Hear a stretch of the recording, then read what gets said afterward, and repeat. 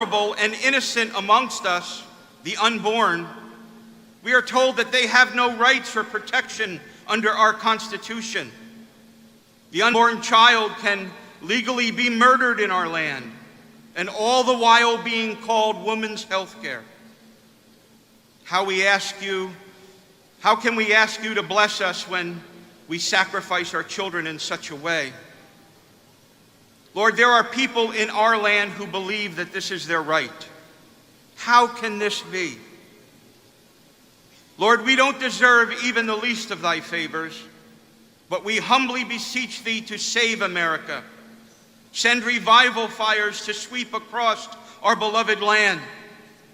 We know that this cannot happen until we heed the warning of 2 Chronicles 7, which says, "If my people, which are called by my name, shall humble themselves and pray and seek my face and turn from their wicked ways, then will I hear from heaven and will forgive their sin and will heal their land." Lord, please place within the White House a righteous man and give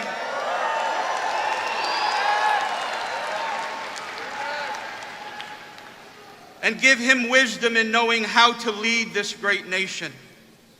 Help him to fill his cabinet with people who love righteousness and our land. Lord, please fill the Senate and the House with righteous people. Please help our government to be of the people, by the people, and for the people.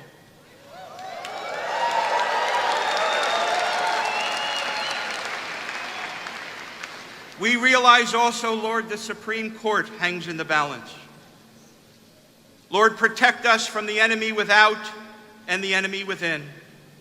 Thank you for those who put themselves in harm's way to watch over and protect us. We thank you for our military and police.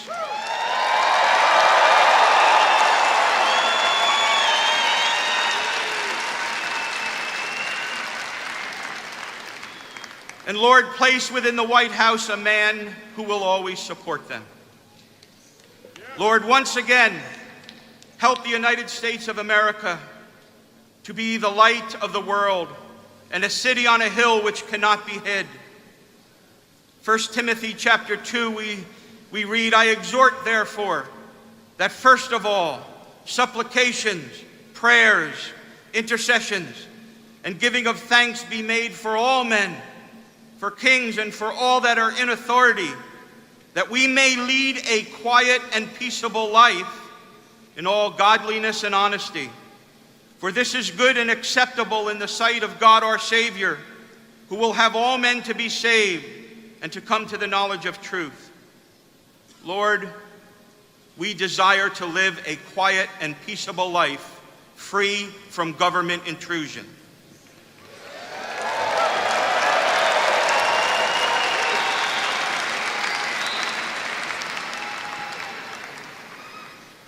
Lord, move across our beloved land tomorrow and awake thy people from their slumber and have mercy upon us. We ask this in the wonderful, matchless name of our Savior, the Lord Jesus Christ, who is King of kings and Lord of lords. Amen.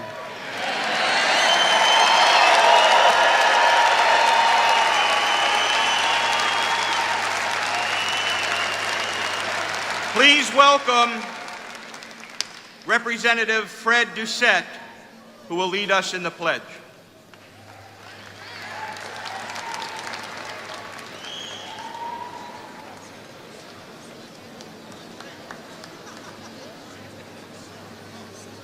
Thank you, Fred.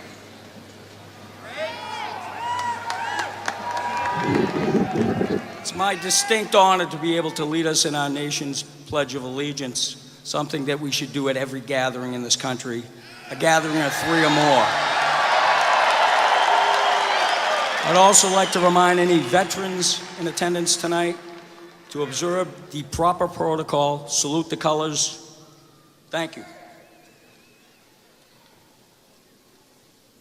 I pledge allegiance to the flag of the the United States of America and to the republic for which it stands, one nation, under God, indivisible, with liberty, justice for all.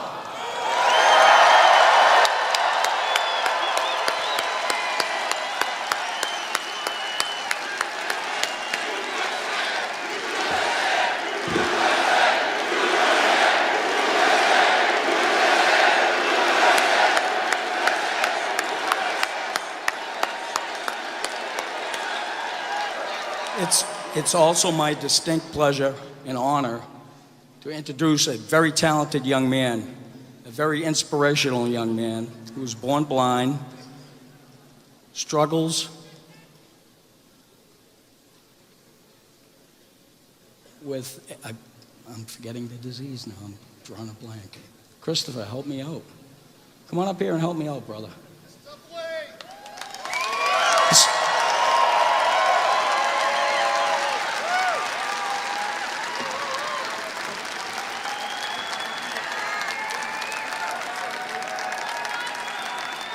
This is Mr. Christopher Duffy, a very talented, very inspirational, very motivated Trump supporter, here to sing our national anthem.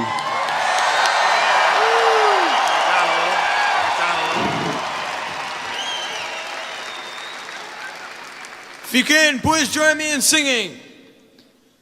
Oh, say, can you see by the dawn's early light what so proudly we hailed at the twilight's last gleaming, whose broad stripes and bright stars through the perilous fight o'er the ramparts we watched were so gallantly streaming, and the rocket's red glare, the bombs bursting in air, gave proof through the night that our flag was still there. Oh, say, does that star-spangled banner yet wave o'er the land of the free and the home of the brave?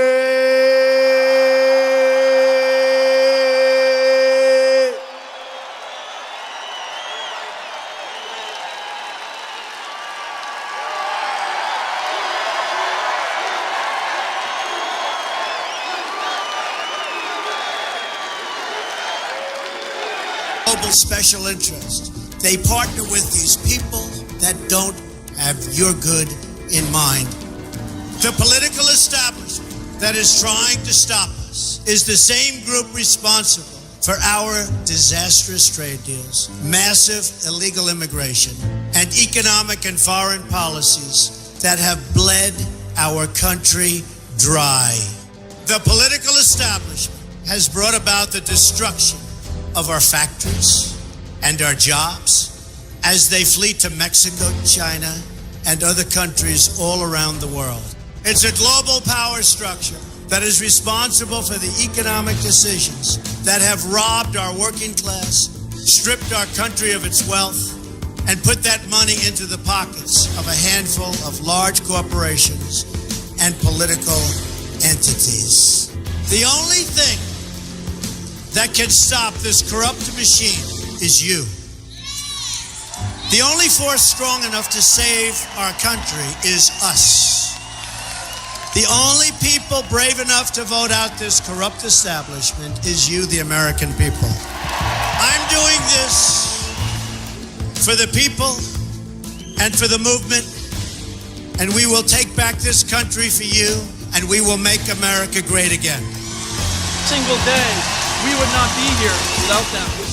I also want to I'm say Donald thank you Trump, to the and I Trump approve this family. message. What an inspiration they have been through all the attacks. They have stood true.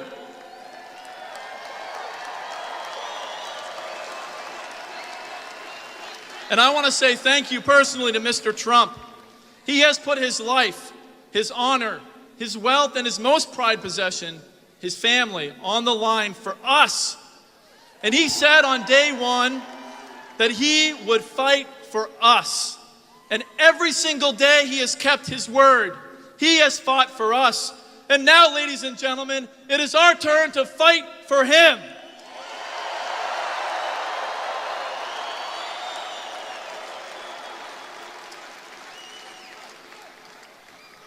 On September 14th, 1814, Francis Scott Key sat in a boat and watched all through the night as the British Army, the strongest army in all the world, bombed Fort McHenry. Cannon after cannon went off through the night. He could not see the flag, he could not see the fort, he could not see land.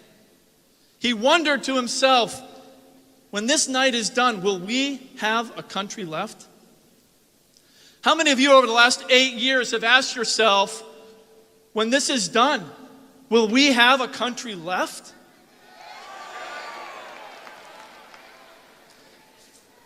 Francis Scott Key, the next morning, wrote these words, the second verse of the Star-Spangled Banner. On the shore dimly seen through the mists of the deep, where the foe's haughty host in dread silence reposes, what is that which the breeze or the towering steep, as it fitfully blows, half conceals, half discloses? Now it catches the gleam of the morning's first beam, in full glory reflected, now shines in the stream. 'Tis the Star-Spangled Banner. Oh, long may it wave o'er the land of the free and the home of the brave. Ladies and gentlemen, on Wednesday, November 9th, we will wake up to a new America.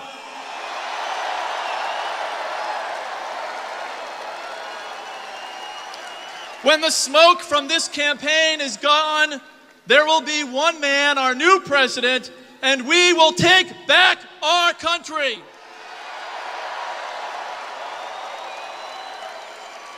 We will return to the government of the people, by the people, and for the people. We will appoint judges that respect our Constitution. We will support all of our troops with the very best health care possible. We will defeat radical Islamic terrorism. And we will build a wall. We will stop illegal immigration. We will stop the drug cartels. We will stop the heroin epidemic. And we will put America back to work, making things here again. And we will protect all human life, born or unborn. Tomorrow, we will win. Tomorrow, we will take back this great country. And tomorrow, we will start to make America great again.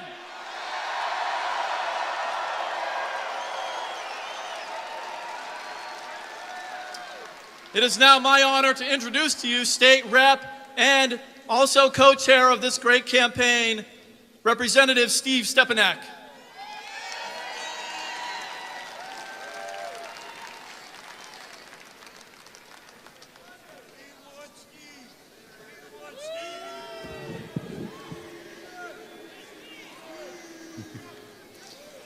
Wow. What a crowd. So tell me, how excited are you that Donald Trump is going to be the next president of the United States of America?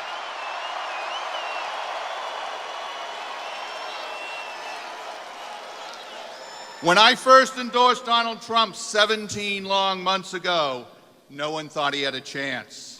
What the establishment didn't know, what the pundits didn't know, what the media didn't know, was that the American people had had enough.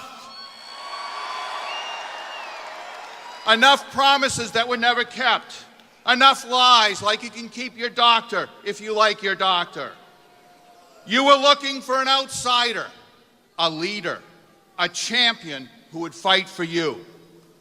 17 good qualified candidates started in June of last year. 12 hard months later, against all odds, Donald Trump emerged as the people's clear choice. Your choice to fight for you against the corrupt, failed policies of Hillary Clinton and Barack Obama.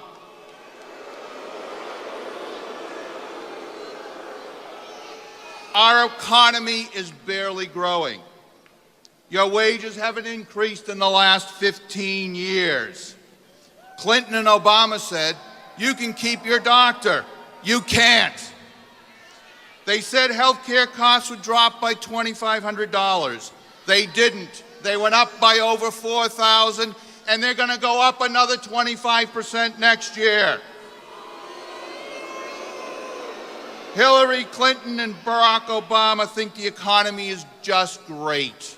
It just needs to be tweaked a little bit. What do you think? Do you want 4 more years of the last 8? Under Clinton and Obama, America is no longer the world leader it once was. The Middle East is in flames. Russia, seeing our weak leaders, is emboldened to attack its neighbors. Red lines are drawn and then crossed with no consequences. Good Americans were murdered under Hillary Clinton's watch. And what was her response? At this point, what difference does it make? Americans never leave their people behind. Does this sound like an American? Is this someone that you want to lead our great nation? Obama just said under his and Hillary Clinton's leadership, the world has never been safer. Do you feel safer? Our borders are a joke. Illegal immigrants, terrorists, and drugs are pouring into our country. Hillary Clinton said, I will solve the immigration problem in the first 100 days. I will pass legislation to grant all illegal immigrants citizenship. Alarmingly, this will open the door for millions of more illegals to flood our nation. Will this solve the problem? Will this make you feel safe? What we need to do is build a wall and make America safe again. Who is going to build the wall? Who's going to pay for the wall? Over the next 4 years, at least 3 Supreme Court justices will be appointed by the next president. Donald Trump has put forth a pool of 20 highly qualified candidates who are constitutional conservative individuals who will uphold the United States Constitution, not rewrite it. Hillary Clinton has not even talked about who she would nominate. She and the Democrats are first rewriting our Constitution. They will then go out shopping for the proper justices. They want to eliminate the First Amendment and replace it with politically correct speech. They want to eliminate the Second Amendment and make this country a gun-free zone. They want to eliminate states' rights and replace it with the states have no rights. This is the dream of Hillary Clinton and the Democrats. All power in their hands, all decisions made by Washington and the Washington bureaucrats. You, the people, know nothing. They know everything. Don't worry. They will make all your decisions for you. Is this what you want? We as a nation are at a crossroads. Hillary Clinton and Barack Obama have eroded the bedrock of what made our nation great. For the first time in history, we are going to leave our children and grandchildren not with a nation that is better than what we were left, but with a nation that is broken and badly in need of repair. This may be our last opportunity to reclaim what we once had. We need someone who needs to get things done. We need a leader. We need a champion, not another politically correct politician. We need to make America, our America, great again. We need Donald Trump.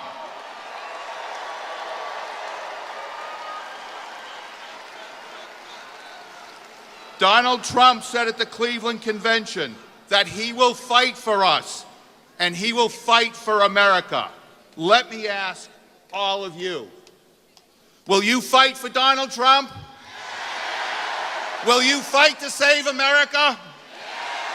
Because Donald Trump cannot do it alone. He cannot fight the left-leaning biased media alone.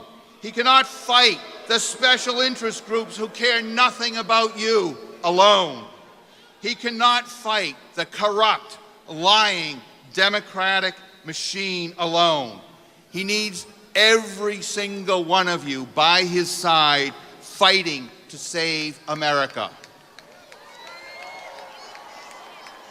Tomorrow is a critical day.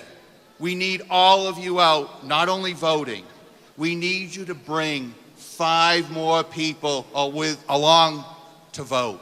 We have to make sure that we leave no stone unturned tomorrow. We have to make sure that Donald Trump is victorious tomorrow. And we also need to look at, when we go in that voting booth, we not only have to vote for Donald Trump, but we need to vote for the entire Republican ticket.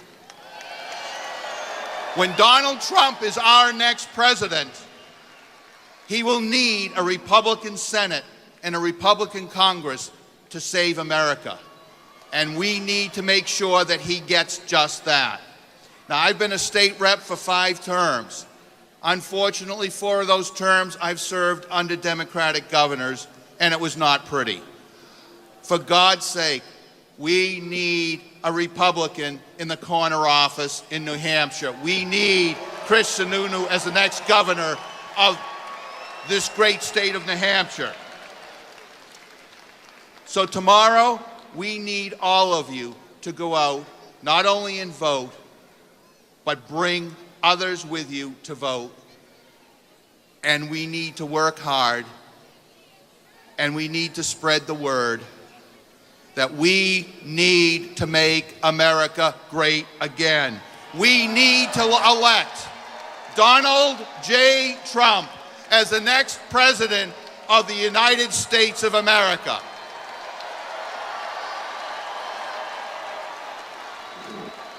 It is now my honor to introduce my candidate for Congress, Representative Jim Lawrence.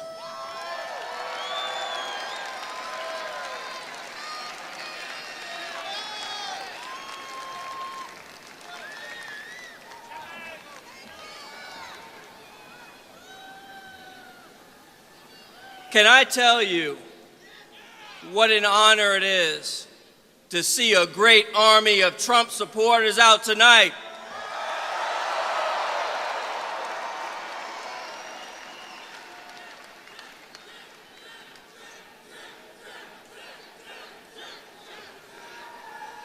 I'm Jim Lawrence, and I'm running for Congress because Washington is broken.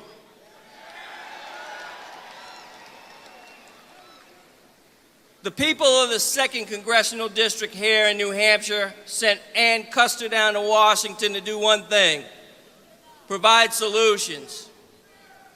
Instead, she got in bed with the party bosses and voted with the current administration's failed policies over 90% of the time.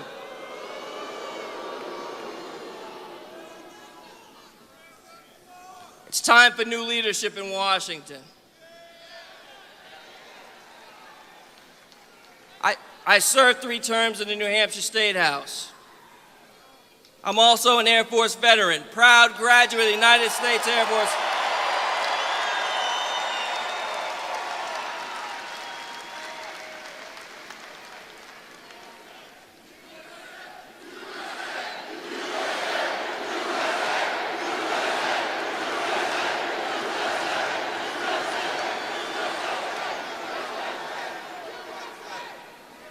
proud graduate of the United States Air Force Academy,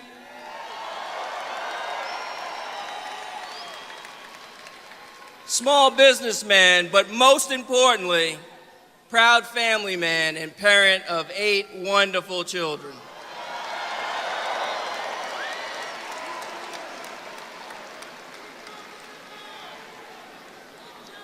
I couldn't look my children in the eye, knowing that I stood by and did nothing while Washington spent their future prosperity away.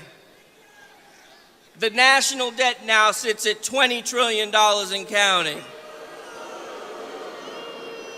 And unfortunately, our government doesn't just stop there. They're continuing to overregulate and overtax our small businesses, which we know are the economic engine of this great nation. Is Hillary Clinton going to solve all these problems we're facing?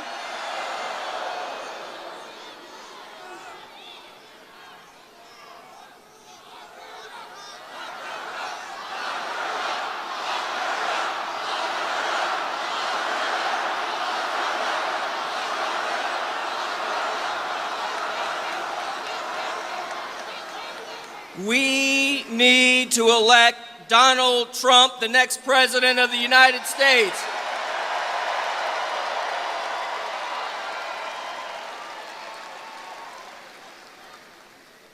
We have the worst foreign policy in decades.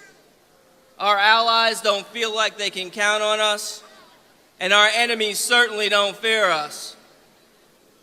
Who gave us this foreign policy? I think Secretary of State Hillary Clinton had something to do with that.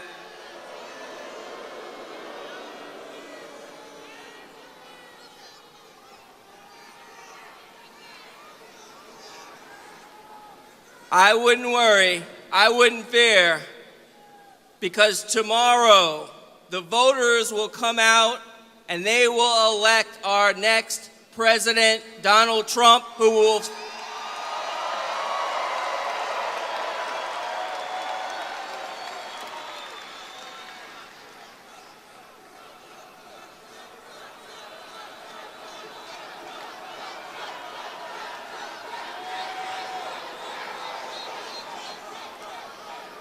the voters will elect Donald Trump, and I'm going to tell you one thing.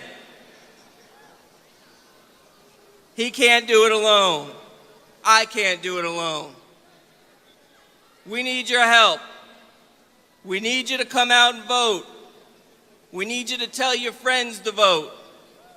We need you to come out and tell everyone to vote for Donald Trump and every other Republican on the ballot.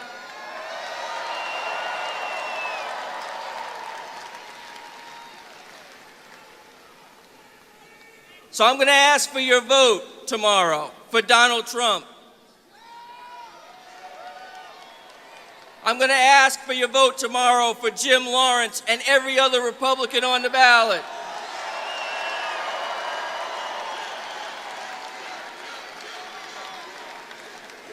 I'm going to ask for you to stand with me so that Donald Trump and Jim Lawrence can stand up for you in Washington.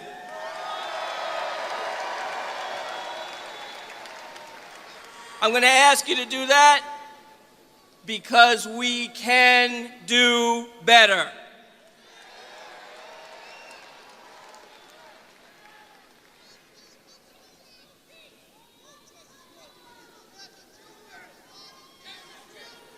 So let's get it on. Let's elect Donald J. Trump President of the United States.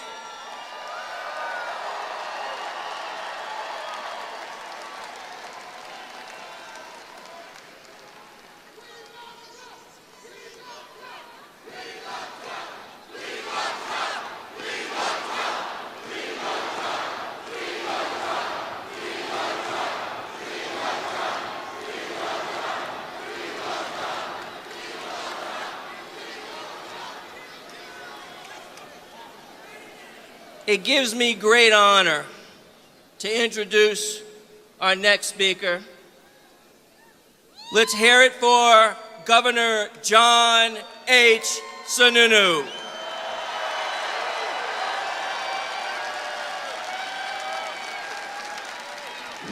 Hey, hey.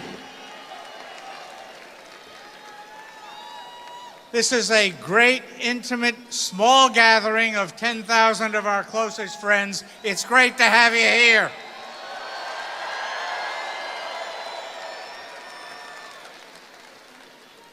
The clock has run down.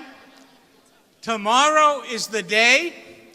Are you all ready to go out and to vote to change America and bring New Hampshire back to where it ought to be?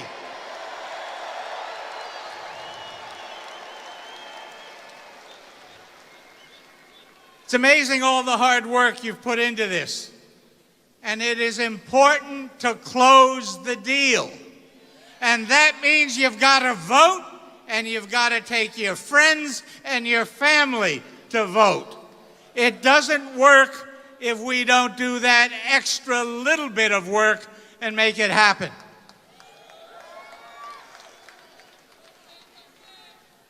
I get asked by the press all the time, how come you're voting for Donald Trump? How come you're supporting Donald Trump? And I tell them, it's very easy. Hillary Clinton makes it easy to support Donald Trump.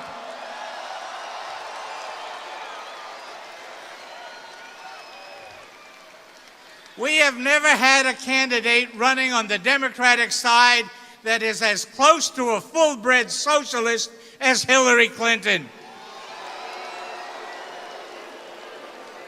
Her two favorite surrogates are the self-avowed socialist Bernie Sanders and the not-so-quite self-avowed socialist Elizabeth Warren. That's all you need to know.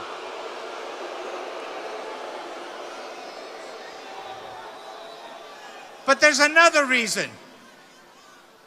The Clinton operation for a quarter century has instilled in the Democratic Party a culture of corruption that is unbelievable.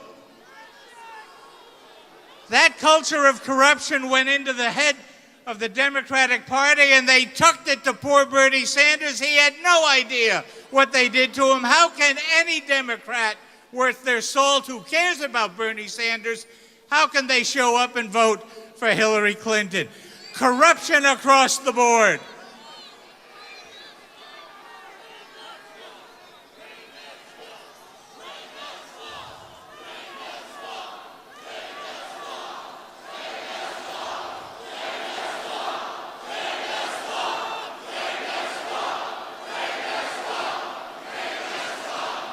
You're right, but it doesn't end there. They're so corrupt, it creeps into the state Democratic parties. In Virginia, you've got Terry McAuliffe brings Mrs. Clinton in. They raise money for his PAC. They give $500,000 plus to the lady running for the state Senate in Virginia. And who is she? She's the wife of the deputy director of the FBI that's investigating the Clintons. Corruption, it's a bribe. Here in New Hampshire, corruption again. Maggie Hassan gets caught in pay for play. She has to return $71,000 in illegal contributions. Van Ostrand, running against that great candidate for governor, Chris Sununu, gets caught in pay for play. Corruption all over the place. We do have to clean the system out. We do have to make a change at the national level. We do need a change in New Hampshire. And tomorrow when you vote, you're going to do that.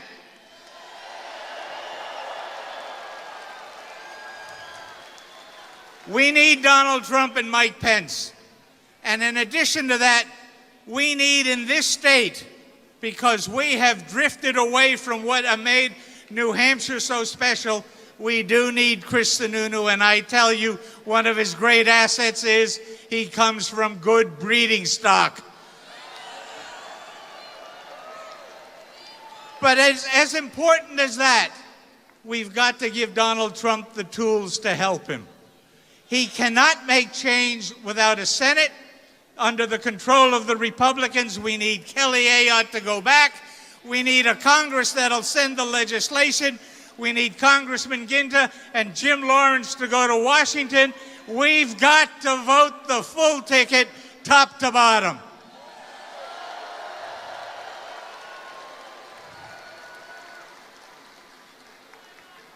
Last message. We all know Republicans that have some doubts. We all know independents that have some doubts. You've got to tell them they've got to come home tomorrow. They've got to be part of this change. They will be sorry if they do not do what they need to do. The task is yours. The responsibility is yours. Take a couple of friends to the polls. We'll make New Hampshire great again, and we'll restore New Hampshire to what it used to be.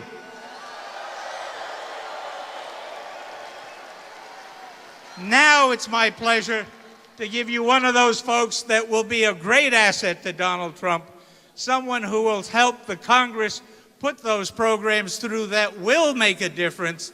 It's my pleasure to introduce our Congressman, Frank Ginter.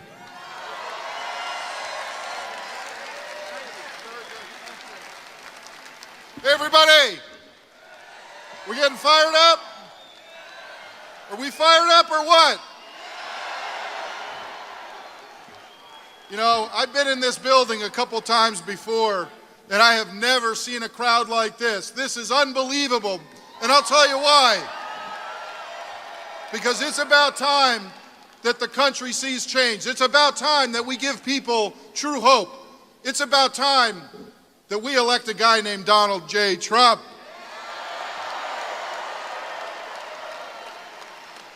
You know, it's an honor for me to serve this great state as a congressman.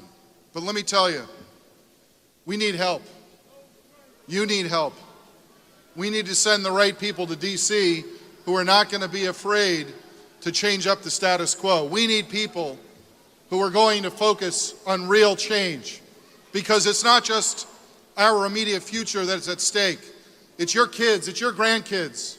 Think about the country they're going to inherit if we don't do the right thing tomorrow. We're going to help you, and you're going to help Donald Trump, right? I got to tell you, there's an energy and an excitement in New Hampshire right now. I feel it, I see it. I've traveled around our state trying to talk about conservative principles where we can help those in upward mobility get a better opportunity, a better job, better class of life. But that's because people are hurting. For the last 8 years, people have been concerned about their future. Tomorrow, we have a choice between two people. You can elect a team that's going to put you first, or you can elect a team that's going to think of themselves first. Now, I had the distinct honor of serving with a guy named Mike Pence.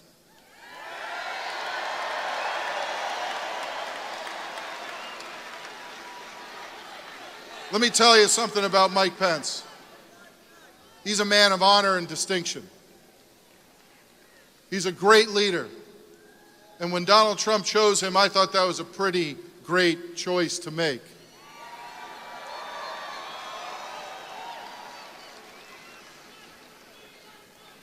Mike's going to come out here and tell you he's, in a certain particular order, a Christian, a conservative, and a Republican. And I can vouch for that. He's a man of honor and integrity, and he's going to do everything to put your interests first. He's going to listen to the people. That's what he's done all of his life. I've been honored to know him. I'm honored to serve with him. But tomorrow, we've got to make sure that we elect the Trump-Pence ticket one more time.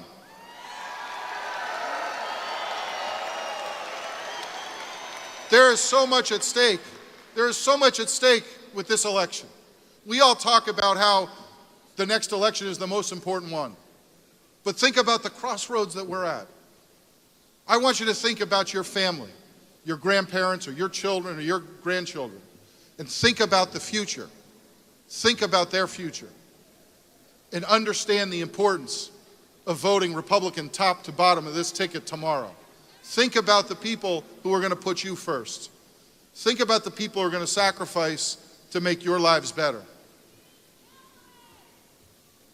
New Hampshire has an incredibly important choice to make. These polls are tight. But I have never seen a crowd, and I have never seen a group of people so excited to do the right thing tomorrow. You guys are unbelievable. I am so happy you're here, and we need you to get out tomorrow and bring every single person to the polls. From first thing in the morning until last thing at night, we got to make sure we get people to come out, because they're tough. They're tough opponents. Now, I want to talk about a group of people who are in the room tonight. Can we give a big round of applause for our veterans?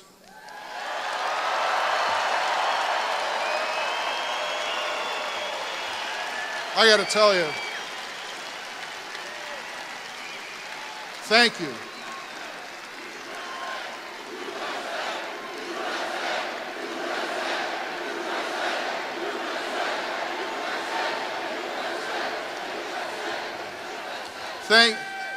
Thank you to our veterans. Thank you very much for putting your lives on the line for our freedom, for my children's freedom. There's a young man over here named Lionel LeBlanc. Put your hand up there, Lionel. World War II veteran. Lionel, put your hand up. Lionel, you're right there. Put your hand up, Lionel. There, right there. Thank you. Thank you.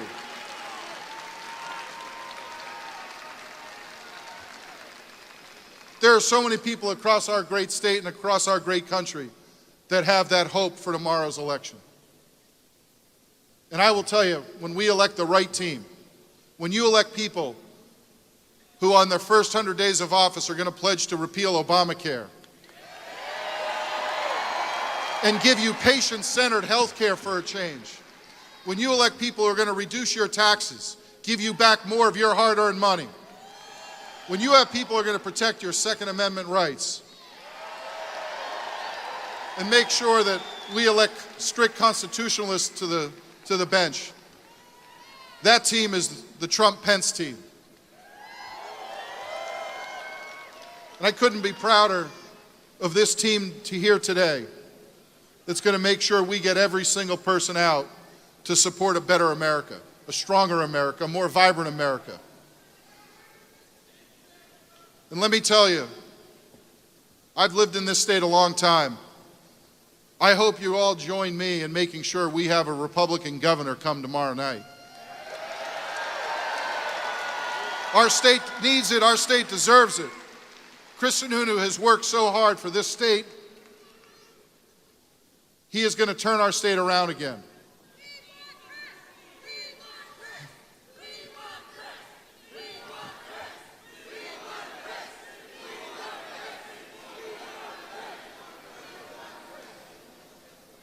Tomorrow night, I want you to do one more thing. I'm going to ask you when you go vote, you vote for Frank Ginta for Congress. To make sure you have a friend and a fighter and someone who's going to help the next president and the next vice president of the United States. So let's make sure we go get him, okay? After tonight, it doesn't stop. We run through that tape tomorrow night. We run through that tape tomorrow night, and then the beginning begins. A better America begins. Making America great again begins after tomorrow night. Thank you all very much. Let's go get them. And in just a couple of minutes, the great governor of the state of Indiana, Mike Pence, is going to be out here to give you a few words. Thanks, everybody. Have a great night. Thank you.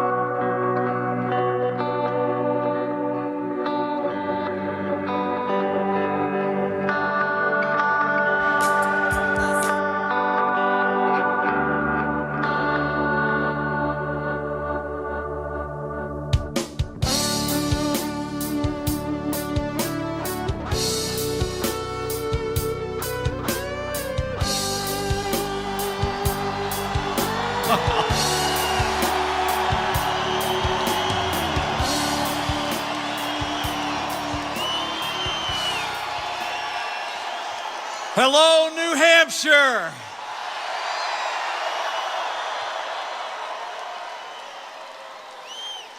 I'm Mike Pence. I'm the governor of Indiana. And 3 months ago, it was my high honor to accept my party's nomination to run, and in just one day to have the opportunity to serve as the next Vice President of the United States of America.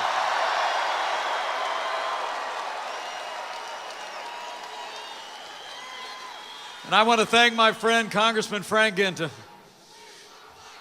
I want to thank my friend. But Frank and I have known each other for a while. Frank knows the introduction I prefer is pretty short. I'm a Christian, a conservative, and a Republican in that order.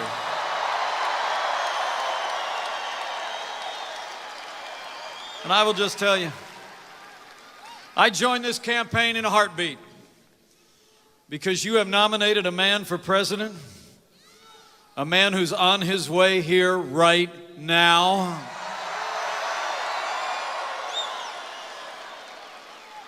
That you've nominated a man for president who never quits, who never backs down.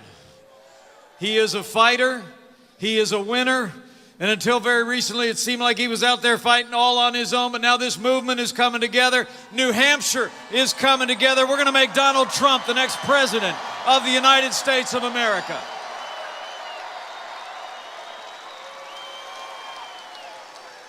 You know, I really do believe that Donald Trump literally embodies the spirit of America. You with me on that? I mean, strong, freedom-loving, independent, optimistic, and willing to fight every single day for what he believes in and for what will make America great again.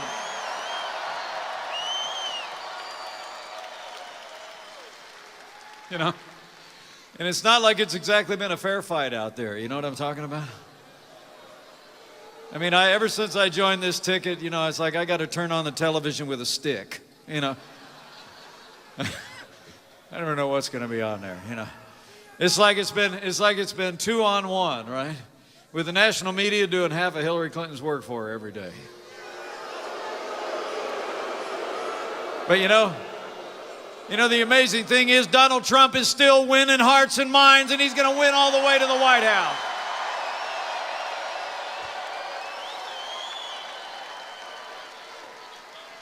It was kind of fun to watch about a week ago. Do you remember seeing all those TV shows about how this campaign was all rolled up, remember? It was all but over. Hillary Clinton was out there naming cabinet appointments or something. She was measuring curtains in the Oval Office. Did you? And then the American people showed up.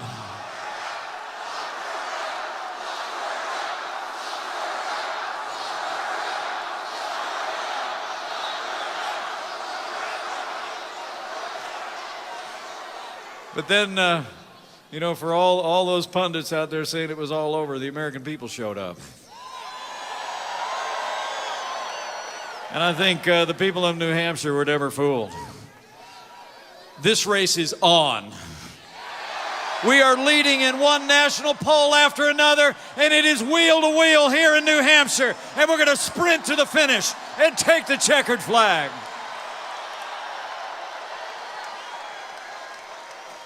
You know, Hillary Clinton may have the media, the money, and the special interests on her side, but Donald Trump and I got something a little more powerful. We got a basket of American people that are saying enough is enough. We're going to make America great again.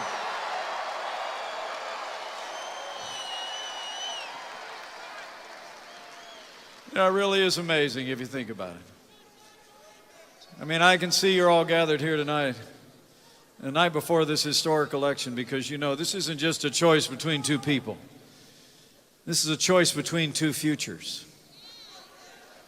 So let me tell you where I stand.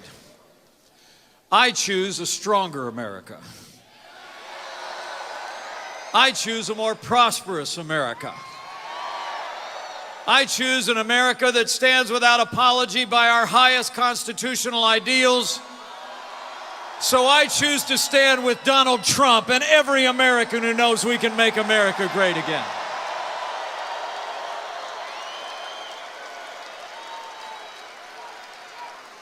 You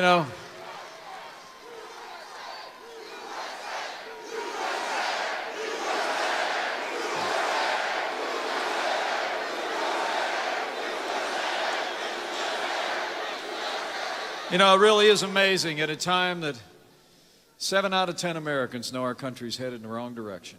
The other party literally nominated someone who personifies the failed status quo in our nation's capital. I think the American people have had enough, and they've especially had enough of the fast and loose ethics of Hillary and Bill Clinton. We've had enough.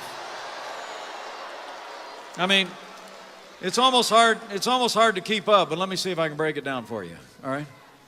So while Hillary Clinton was Secretary of State in charge of all the foreign policy of the United States of America, she had a private family foundation that took millions of dollars from foreign governments.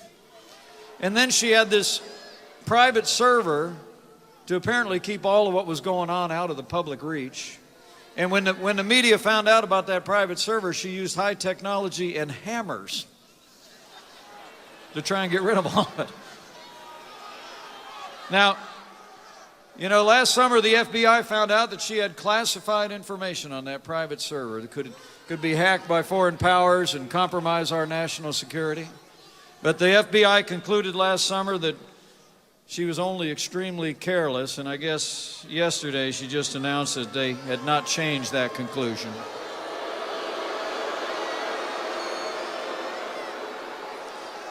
But as they say, facts are stubborn things, so why don't we remind ourselves of some of the facts?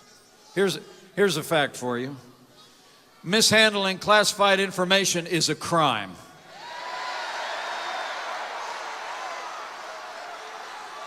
I mean, Hillary Clinton said she never sent or received classified information, and when the director of the FBI testified before Congress, he said, quote, there was classified information sent.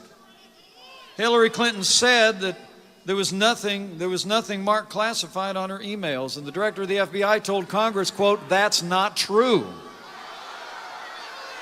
I mean, we found out that the FBI said that officials at the State Department offered the FBI a quid pro quo if they'd let them change the classified status on some of those documents that were on her private server. Remember that?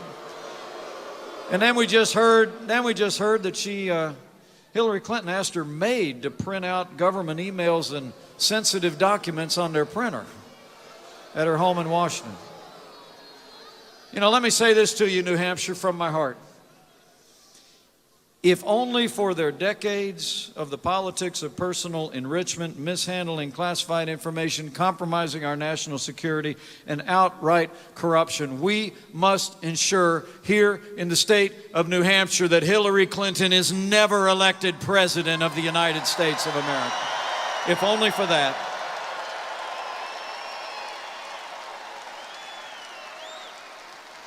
New Hampshire, in just one day, the people of this state can put an end to decades of Clinton corruption. We can close the history books on the Clintons once and for all by electing Donald Trump as President of the United States. The American people are just sick and tired of pay-to-play politics and the ethics of these people. And that's exactly the kind of politics that's going to come to a crashing halt when Donald Trump becomes president of the United States. His only special interest is going to be you, the American people. He's going to fight for you every day. And when Donald Trump becomes president, we're going to pass ethics reform in Washington, D.C. We're going to end the revolving door between government and the lobbying community. In a word, we're going to drain the swamp.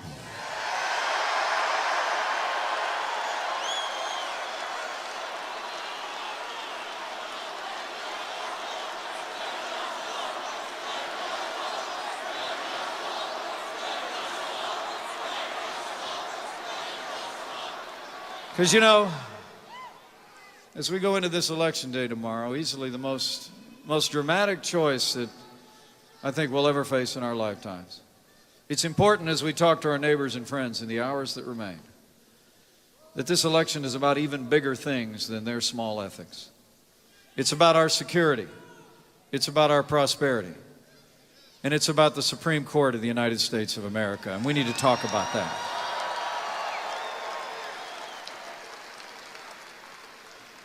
So while we await the arrival of my running mate, let me just take a minute to remind you of some of the big issues.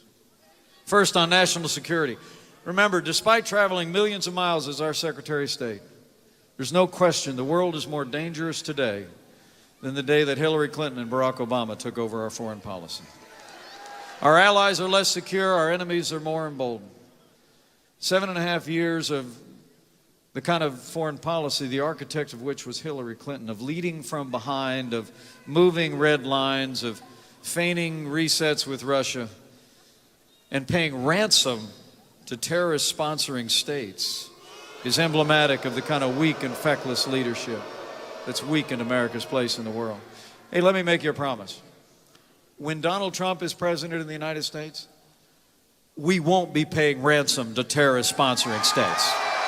They'll be paying a price if they threaten or detain the American people. But you know, it was Hillary Clinton who initiated that disastrous agreement with the radical mullahs in Iran. They got a ransom payment, $150 billion. All we got was a delay in the nuclear ambitions of the leading state sponsor of terrorism in the world.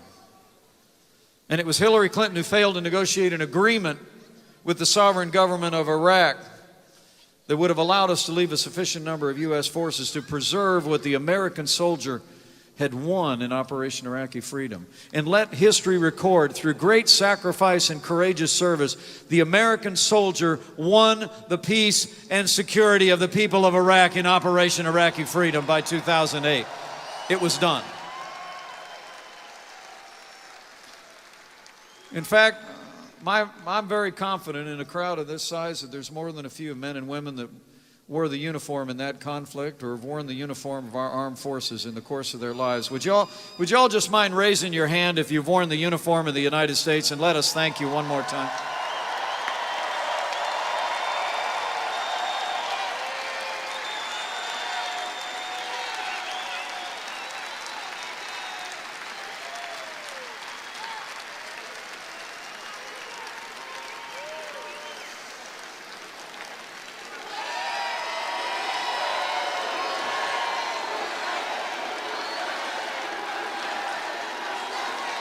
Thank you for your service.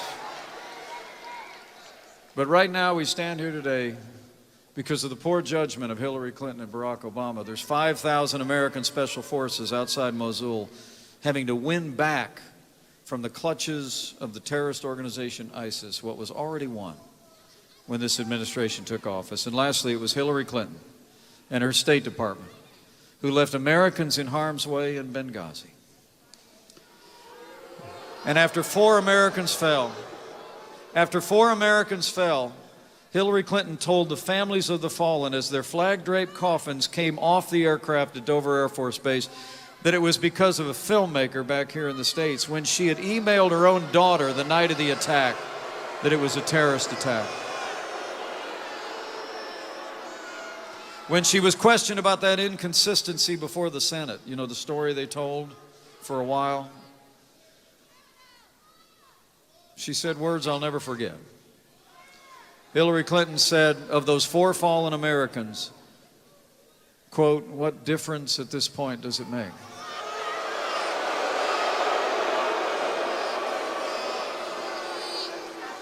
Well, let me say something from my heart here.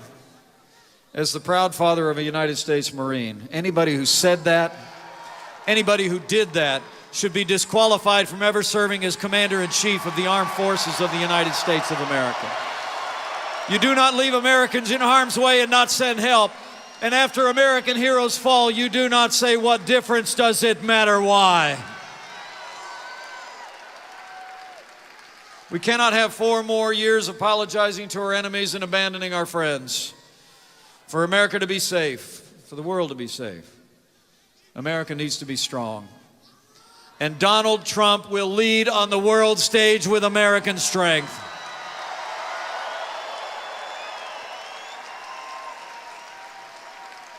We will rebuild our military. We will restore the arsenal of democracy. We will give our soldiers, sailors, airmen, Marines, and Coast Guard the resources and training they need to accomplish their mission. And we will hunt down and destroy ISIS at its source so it can no longer threaten our people or inspire violence in the homeland.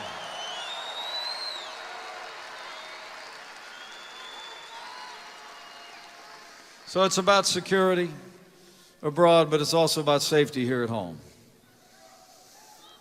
You know, the truth is, this is a very challenging time for men and women who serve in law enforcement in this country.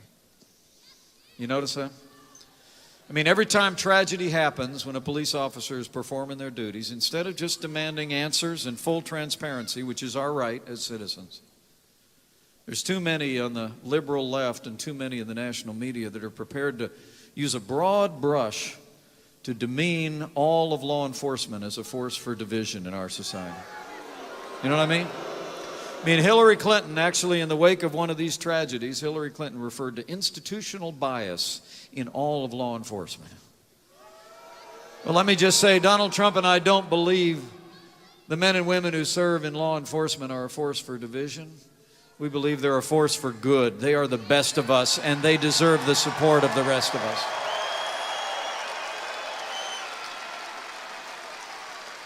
You know, there's a lot of members of the law enforcement community who are here tonight. Would you just show them how much you appreciate what they do for our families every day?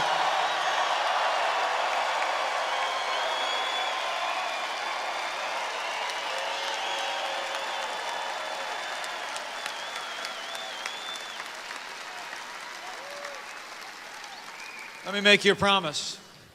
As a chief law enforcement officer of the United States of America, a President Donald Trump will support the men and women in law enforcement at every level. We will provide them with the resources and the tools that they need to protect our families and go home safe to theirs, and we will restore law and order to every city and every community in this country. You know, that's probably why more than 330,000 members of the Fraternal Order of Police have endorsed Donald Trump to be the next president of the United States. So it's about security and safety at home and abroad, but it's also about our prosperity. Now, I can tell you, back in the Hoosier State, any progress we've made in the last 7.5 years has been in spite of what's coming out of Washington, D.C., not because of it. We're in the midst of the weakest economic recovery since the Great Depression. 1 in 5 American families has nobody under the same roof with a job. 47 million Americans are living in poverty. Hillary Clinton's plan? More of the same. Not the same, more of the same. More taxes, more regulation, more of the war on American energy, and worst of all, more Obamacare. You know, they tell us this economy is the best that we can do, but I think New Hampshire knows better. It's not the best we can do. It's just the best they can do. And when Donald Trump becomes president of the United States of America, we're going to put time-honored conservative principles into practice, and we're going to get back to work.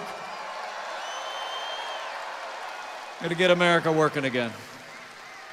Because Donald Trump's got a plan. Hillary Clinton wants to raise taxes by $1 trillion. We're going to work with the good Congressman Frank Ginta. We're going to work with newly re-elected Republican majorities in the House and the Senate, and we're going to cut taxes across the board for working families, small businesses, family farms. We're going to get rid of death taxes once and for all, and we're going to lower business taxes in New Hampshire so that companies in New Hampshire can compete with companies around the world and create and grow jobs here.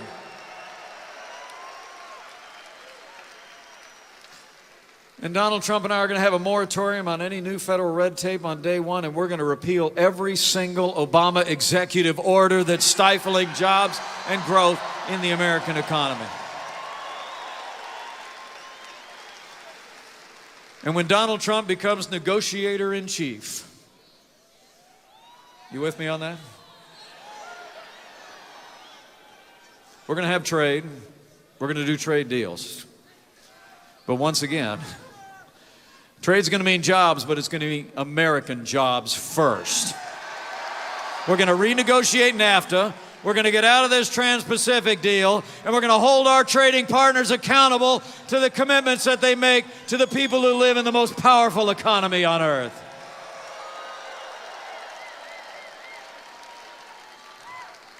And lastly, when Donald Trump becomes president of the United States, working with newly re-elected majorities in the House and Senate, we're going to repeal Obamacare, lock, stock, and barrel. And we're going to hold them accountable for all the lies. You remember all the lies? If you like your health insurance, you can keep it. Not true. Right? If you like your doctor, you can keep him. Not true. Remember they said health insurance costs would go down. Boy, that wasn't true. The administration just announced a couple days ago, 25% increase next year alone, nationwide in premiums under Obamacare. I mean, it's pretty amazing. Even our opponent's husband, the former president, was out on the campaign trail the other day, and he said costs are going up, coverage is going down. It's the craziest thing in the world. I guess even with the Clintons, sometimes truth happens. Am I right? Yeah, but here's the thing. Don't be fooled by Bill Clinton's newfound skepticism about Obamacare. Earlier this year, Hillary Clinton said it very clearly. She said, quote, before they called it Obamacare, they called it Hillary Care. And she's got a plan. Talk about going from the frying pan into the fire. Hillary Clinton actually wants to bring the worst of the Canadian healthcare system and put it right in the middle of Obamacare. It's called single payer. She does. Government-run health insurance right into the heart of Obamacare. I mean, now it's no surprise because one of those speeches she didn't want us to read, she gave up in Canada, and she said she'd like a healthcare system just like theirs down here someday. My favorite line, though, came from President Obama himself. Did you hear about this? He was down in Miami about a week ago, bragging about Obamacare. And the president actually compared Obamacare to the Samsung Galaxy 7 smartphones that spontaneously burst into flames. I'm serious. Did you see it?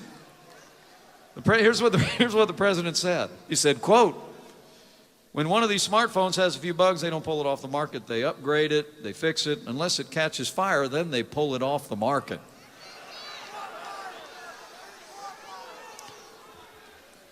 Well, what a coincidence, Mr. President, because that's exactly what we're going to do with Obamacare. We're going to pull it off the market so it stops burning up our wallets.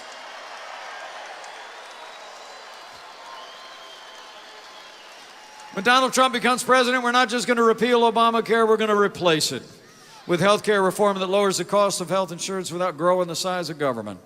All right? We're going to give the American people not more government, we're going to give them more choices. We're going to allow the American people to purchase health insurance across state lines like you buy life insurance, like you buy car insurance. We're going to harness the power of the American free market to drive down the cost of health care. That's the American way to meet the health care needs in an American economy. Right? So it's about our security, it's about our prosperity, but it's also about the highest court in the land. Men and women, I'll tell you what, if you cherish our Constitution, if you cherish limited government, if you cherish all the God-given liberties that are enshrined there, you need to think long and hard about this election. I mean, the balance of the Supreme Court is virtually on the ballot with the passing of Justice Scalia. But the next president could well make 2 and maybe 3 appointments to the court, setting the course and direction of the Supreme Court for the next 40 years. I mean, truthfully, if elect Hillary Clinton as the next president, you better get used to more unelected judges using unaccountable power to legislate from the bench. But you elect Donald Trump as the next president in the United States, you'll have men and women appointed to the Supreme Court and all of our federal courts who will strictly construe the Constitution of the United States of America and uphold our liberties in the tradition of the late and great Justice Antonin Scalia. So for the sake of our Constitution, for the sake of limited government, for the sake of the sanctity of life and the unborn, for the sake of the Second Amendment to the Constitution of the United States, New Hampshire, one day from now, you must do your part to ensure that the next president to make appointments to the Supreme Court of the United States is President Donald Trump.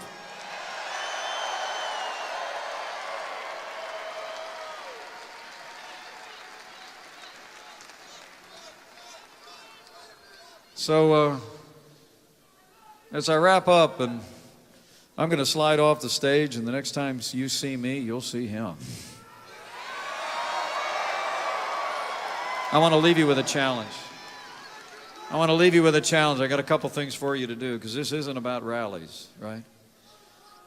This is about making a difference. I mean, this is no ordinary time in the life of our nation. I'll never forget the night. It seems like just yesterday, Karen and I we'd been told the call was coming. We'd prayed through it, we talked through it as a family, we knew what our answer would be.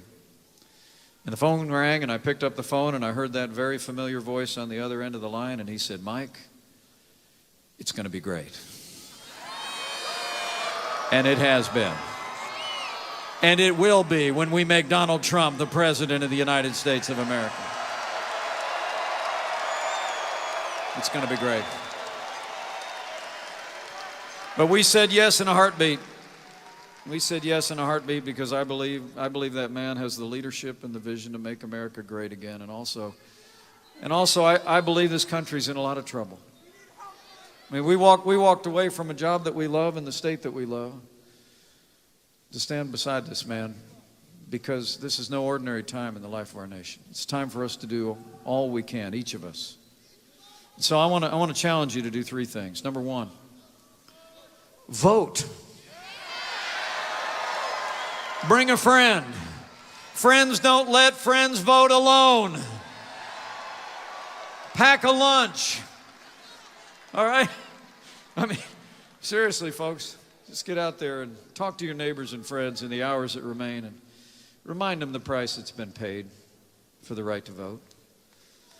Remind them of that. And go vote. Go vote for change. Secondly, I want you to, as you make plans to go vote, I want you to go tell somebody. Even yet tonight or first thing tomorrow, through the course of the day tomorrow, I want you to tell them about this election.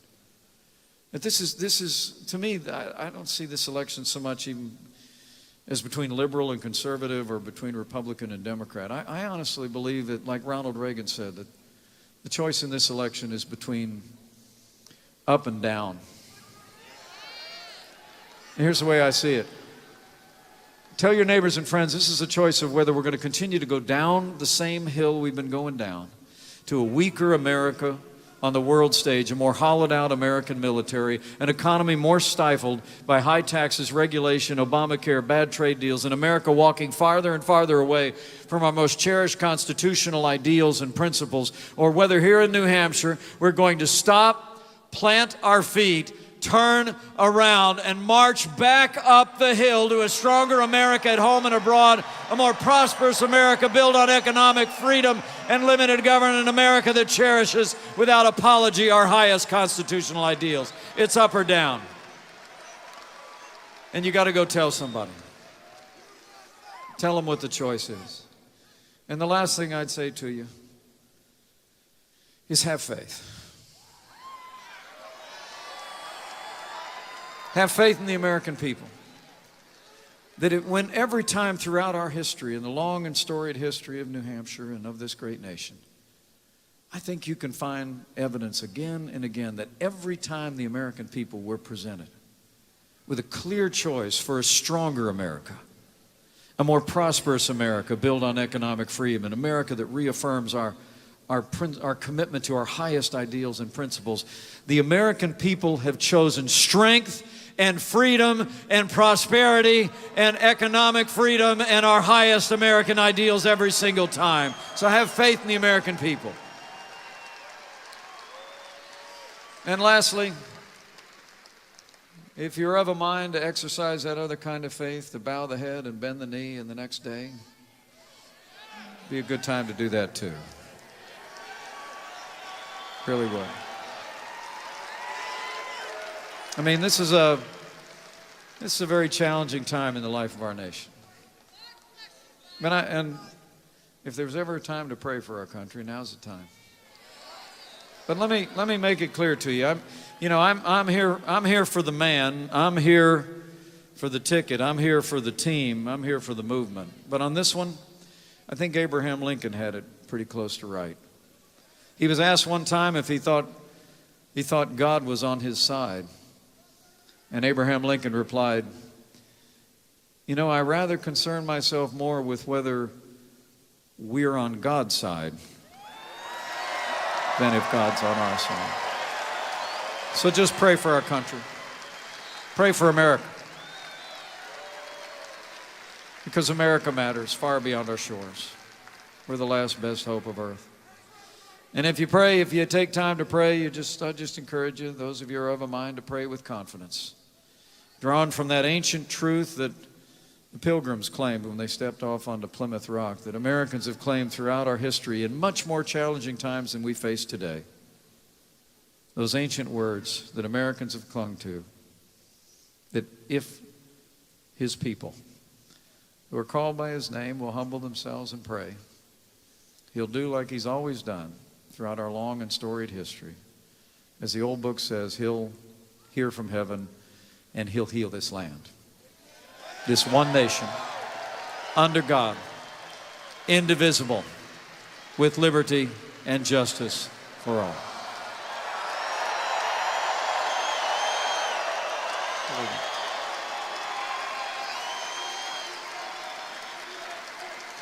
So men and women in New Hampshire, the main event is just around the corner. But I want to encourage you. I'm deeply humbled to be with you today. Deeply humbled my family are to find ourselves in this position at such a time as this. But I want to make you a promise before he gets here. And that's simply this. If you go out in New Hampshire, a state that could well decide this election, make no mistake about it. I mean, this race is on. We're leading in one national poll after another. The people of New Hampshire have it in their hands to set our nation on a course to make America great again by electing Donald Trump as the President of the United States. So take it to heart. And I'll make you a promise. If in the next less than 24 hours you do everything you can do, I'll make you this promise. That man is ready. This team is ready. This movement is obviously ready.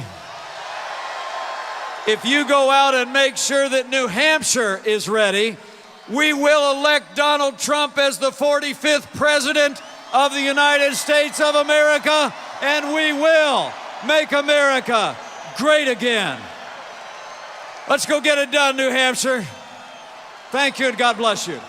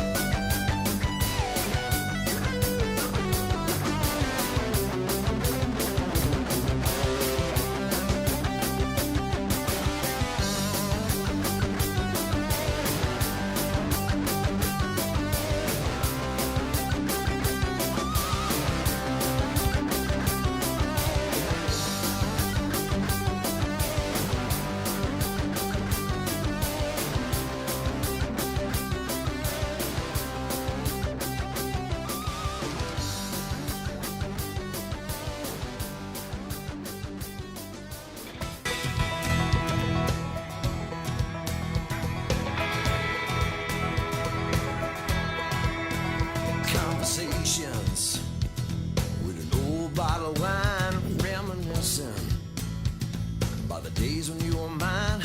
Well, we had our ups and downs. The bad outweighed the good. We had tried to work it out. Hell, I wondered if we could. Now I'm feeling lost and so alone. Yeah, I'm bleeding, spinning way out of control. Well, you say you need your time, that you need your space. Oh, baby, I don't understand. All I got to say is, what about me? What about us? What about life, baby?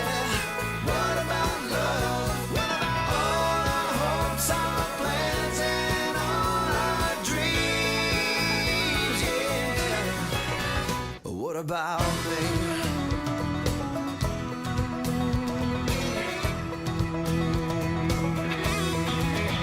Yeah, I'm drinking. All the rumors are true, really sinking. In a broken heart of blue. Well, you told me you still love me, but girl, how could it be? If you still want your freedom, then you ain't wanting me. So what about me? What about us? What about life, baby? What about love? What about all our hopes, our plans, and all our dreams? What about me?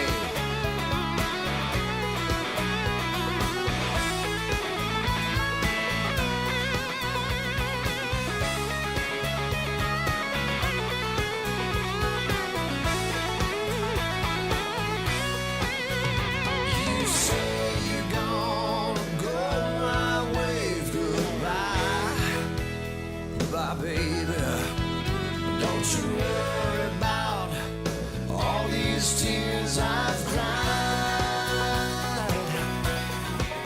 These conversations with an open bottle of wine let me know that today I'll be alright. Joe Seals here in the RSBN studio headquarters in Auburn, Alabama. Mr. Trump will be out shortly. Any second now, actually. This is the second to the last rally tonight. We're also going to be in Grand Rapids, Michigan for the grand finale tonight.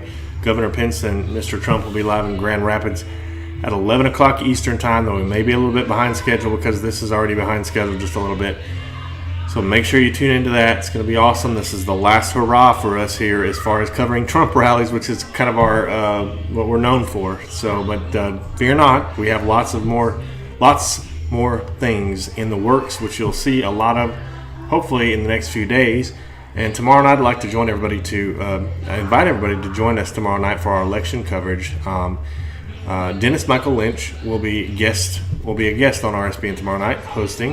We'll simulcast it between his Facebook page and our YouTube channel, so you don't want to miss that. We'll hold a broadcast tomorrow between 5 and 5:30 Eastern time, and then again at between 8 and 11 Eastern time. So you don't want to miss that. And we'll also be live at the Trump Victory Party in New York tomorrow night. RSBN has a camera there. It's going to be awesome. So make sure you tune in right here to watch the full thing on RSBN. Please help us. We're trying to grow and compete with the mainstream media. You can donate to us at rsbn.tv/donate. Mr. Trump will be out shortly. Stay with us here at RSBN.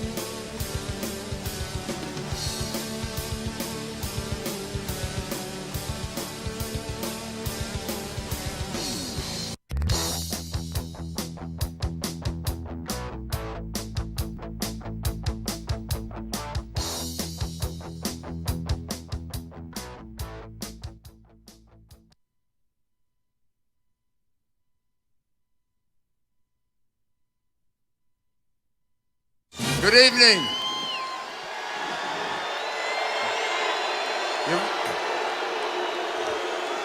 Sounds like you're ready to win tomorrow, right?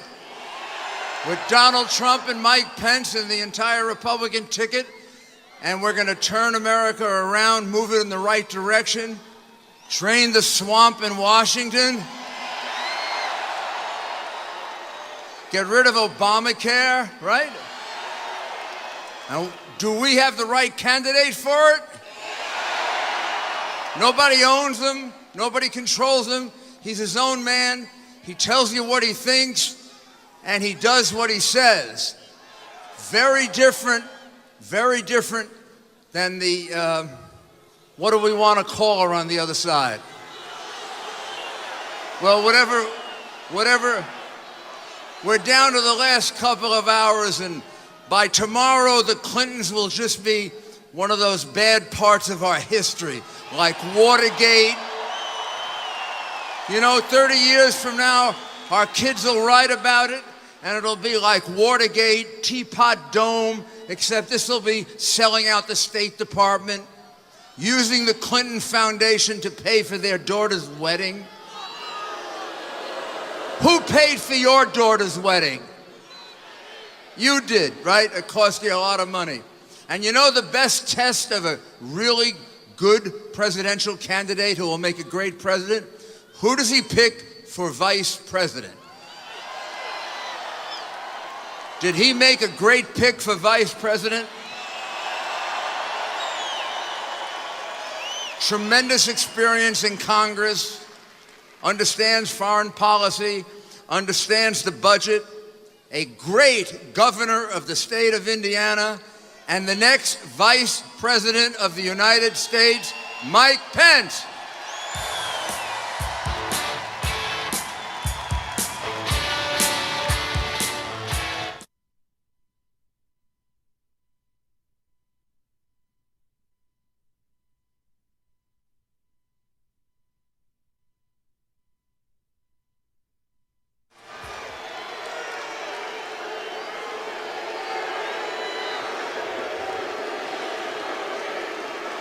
America's mayor, everybody.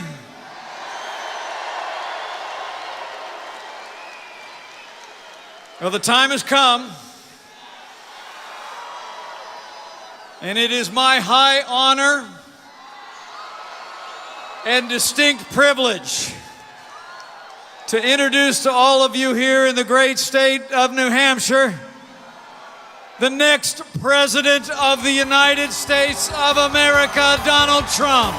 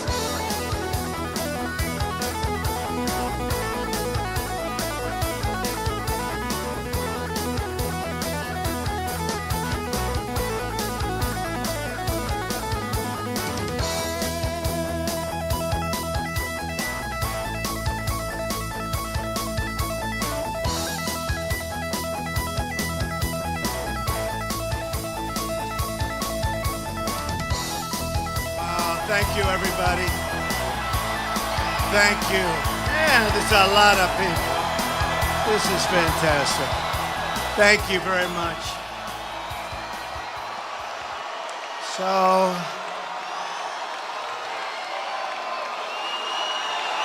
thank you. Thank you, everybody.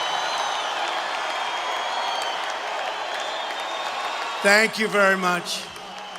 First of all, we made a great choice in picking Governor Mike Pence, didn't we? Didn't we?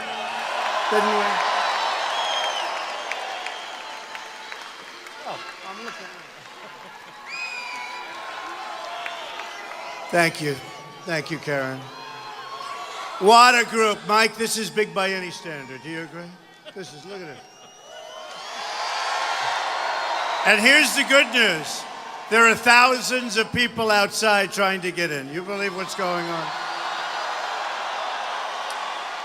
So it all began for me in New Hampshire. It's the first state we won. Remember the promise I made. We will stop those drugs from pouring in, poisoning your children, poisoning everyone else. And they will work very hard to get people off that addiction. It's going to happen. We're going to do it. I said I was going to do it, and we're going to do it. So I want to thank everybody in New Hampshire. Thank you.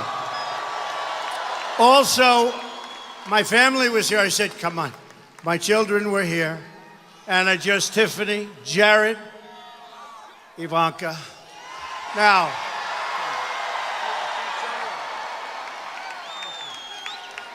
we know the Pence family, very, very famous. And by the way, I just looked at the numbers. Indiana's doing very well. You have done a great job. A great job. Thank you. Thank you, Karen. Don Jr., Vanessa, Eric, and Laura. They've been such a big part. And you know, I've been reading about all these surrogates going all over for Hillary Clinton. But I had my family, I had the best surrogates of all. They were all over. They were all over. So I just want to thank you. Ivanka, maybe on behalf of the family, say a couple of words. Go ahead.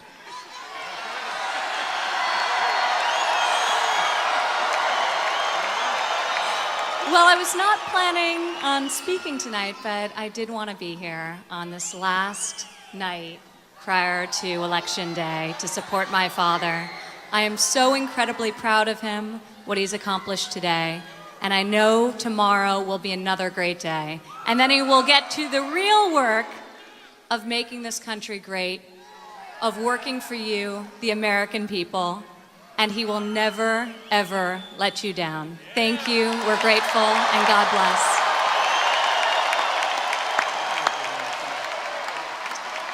Thank you very much.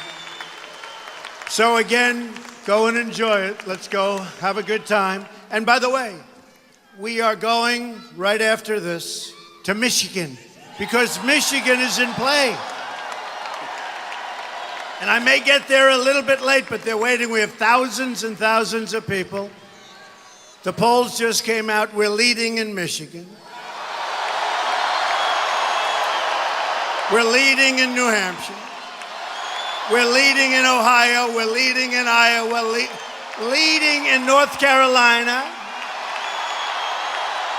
I think we're doing really, really well in Pennsylvania. And I do believe we are leading in Florida. So it's going to be amazing. It's going to be amazing. So I want to thank everybody. And folks, go ahead. And Mike, I'll see you in a little while. I think Mike is going to come with me to Michigan, right? Thank you. Thank you very much. Thank you. Thank you. Thank you. Thank you, everybody. Thank you very much.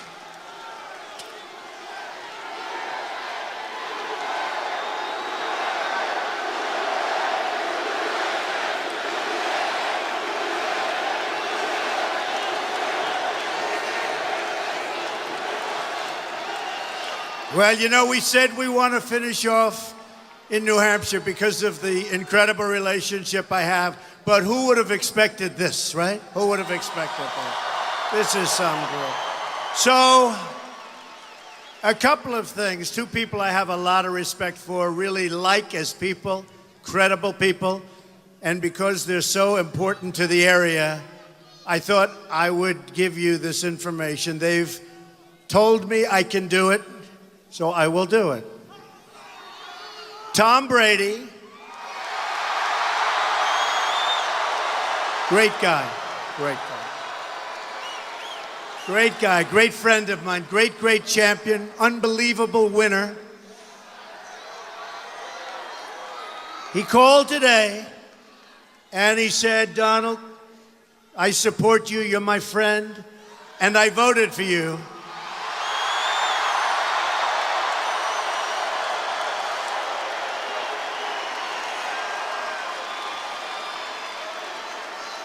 And I want to tell you, this guy is a champ, and he is a winner, and he is a great person.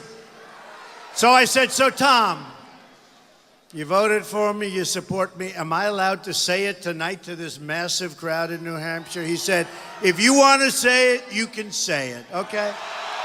Tom, that's what a champ is all about. And another person very close to Tom, actually, for a lot of reasons you'll understand in a second. I have unbelievable respect for him, champion in every way. And I was in the plane and they handed me a letter, and it was from Coach Belichick.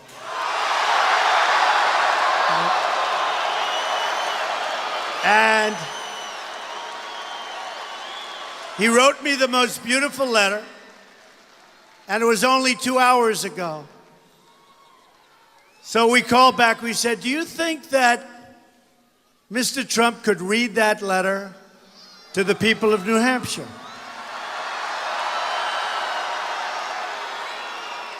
And he said, absolutely, if you'd like. He said, but do me a favor, don't read that letter. Let me send one that's a little bit different. So I figured he was going to take all the good things out, right? Like most gutless people do. Gutless. But he's the opposite. He's a champ. So he sent me the new letter, and it was much better. It was stronger. See, most people don't do that. Most people are the opposite. Oh, gee, I don't want to get involved. This guy is a true champ. So he writes, Coach Belichick, congratulations on a tremendous campaign. You have dealt with an unbelievable, slanted and negative media and have come out beautifully. Beautifully. You've proved to be the ultimate competitor and fighter. Your leadership is amazing. I have always had tremendous respect for you, but the toughness and perseverance you have displayed over the past year is remarkable. Hopefully tomorrow's election results will give the opportunity to make America great again.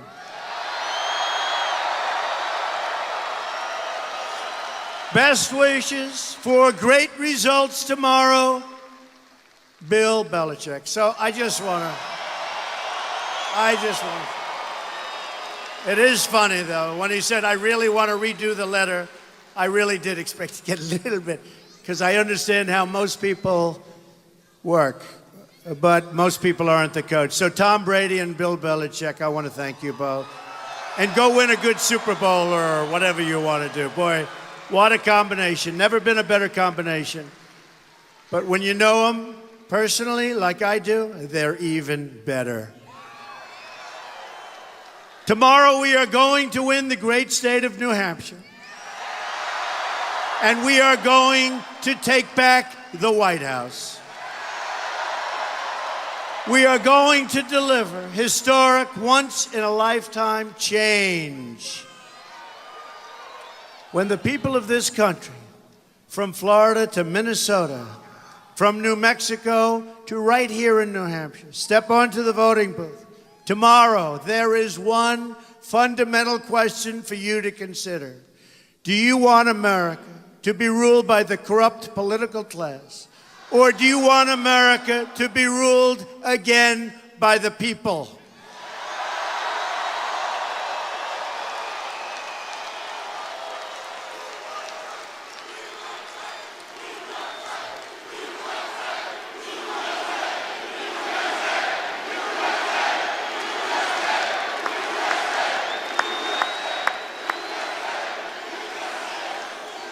I am asking for the votes of all Americans.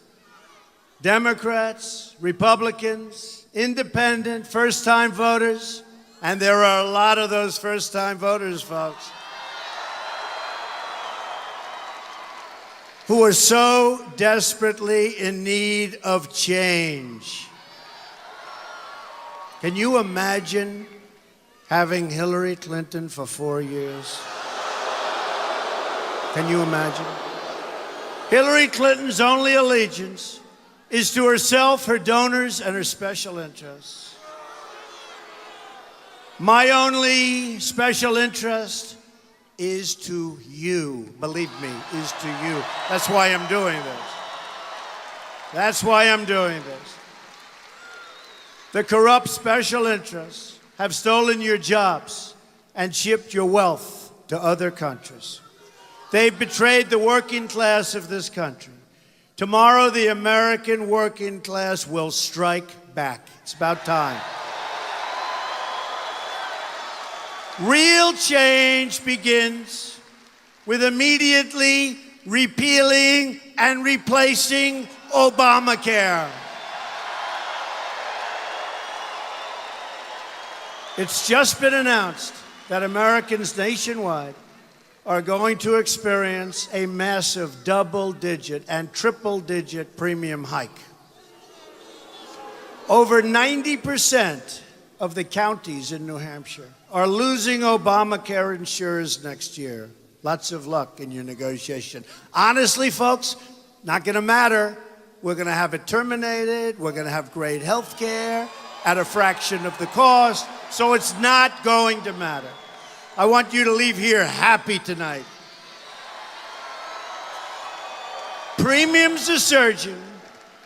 Companies are leaving. Insurers are fleeing. Doctors are quitting. And deductibles are going through the roof. Yet Hillary Clinton wants to double down on Obamacare, making it even more expensive.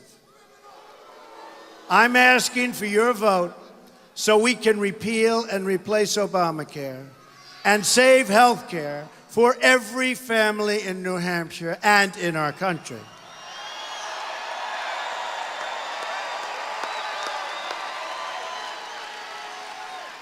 Real change also means restoring honesty to government. Let's start by getting rid of Clinton. That's the best.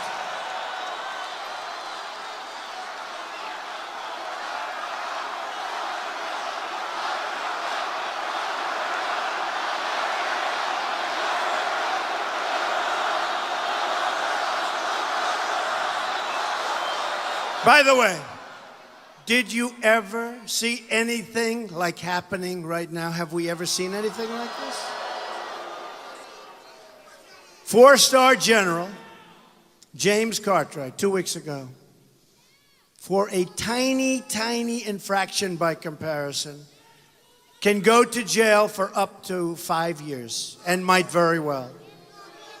General Petraeus' life was destroyed, reputation totally destroyed, for something that was a fraction of what Hillary Clinton did.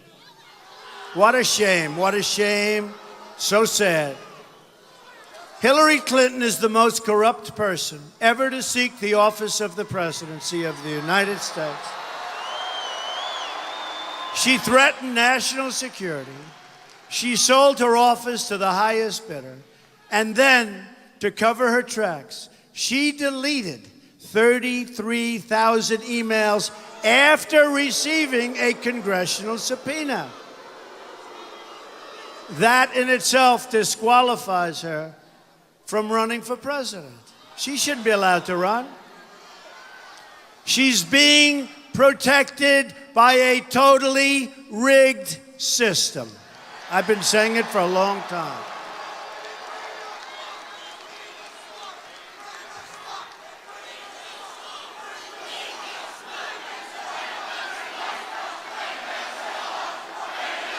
Drain the swamp. Hillary has shown contempt for the working people of this country. Her campaign in WikiLeaks has spoken horribly about Catholics and evangelicals and so many others. They got it all down, folks. WikiLeaks. WikiLeaks. And what Podesta said about her? Bad instincts. He said she's got bad instincts. And Bernie Sanders said bad judgment, right? So do we want a president with bad instincts and bad judgment? I don't think so. We're going to stand up for the Catholics. And we're going to stand up for the evangelicals. WikiLeaks just released another debate question. Hillary got another one just 1 hour ago. I said I have to mention it. You know, if you go to West Point or Annapolis or the Air Force Academy, and if you get the questions to a test, and if you don't report yourself, they throw you out. Sad. Sad. To me, it's one of the bad things. A lot of my people, they say, oh, let's not talk about that. I said, talk about it. Donna Brazile got the questions. Donna Brazile took those questions and gave them to Crooked Hillary, right? And Crooked Hillary didn't do anything. She took the question. And I'll tell you what, if I were Bernie Sanders, I wouldn't be too happy. And she probably did it with me too, but did we win those debates or what? Wouldn't matter. Wouldn't matter. So she got those questions. She never turned them in, folks. Remember, you're dealing with a very dishonest person. My contract with the American voter begins with a plan to end government corruption and to take our country back from the special interests. I want the entire corrupt Washington establishment to hear these words from all of us. When we win tomorrow, we are going to drain the swamp.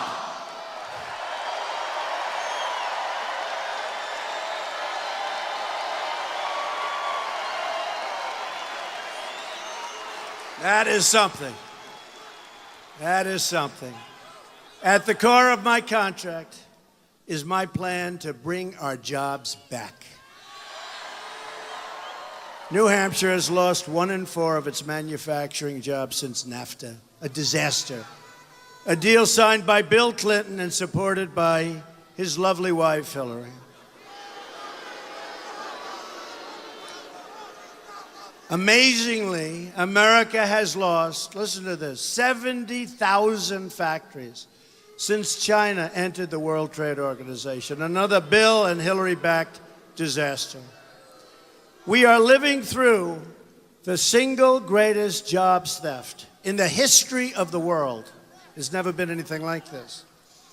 A Trump administration will stop the jobs from leaving America, and we will stop the jobs from leaving New Hampshire. Believe me, we will stop those jobs.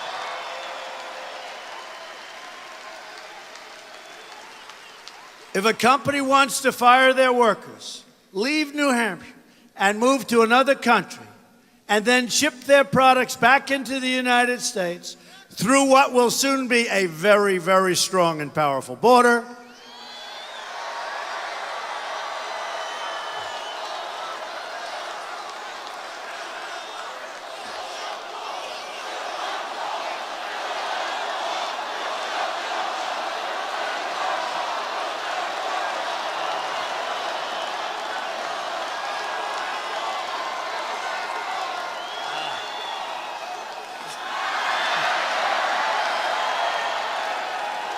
we will make them pay a 35% tax on those products.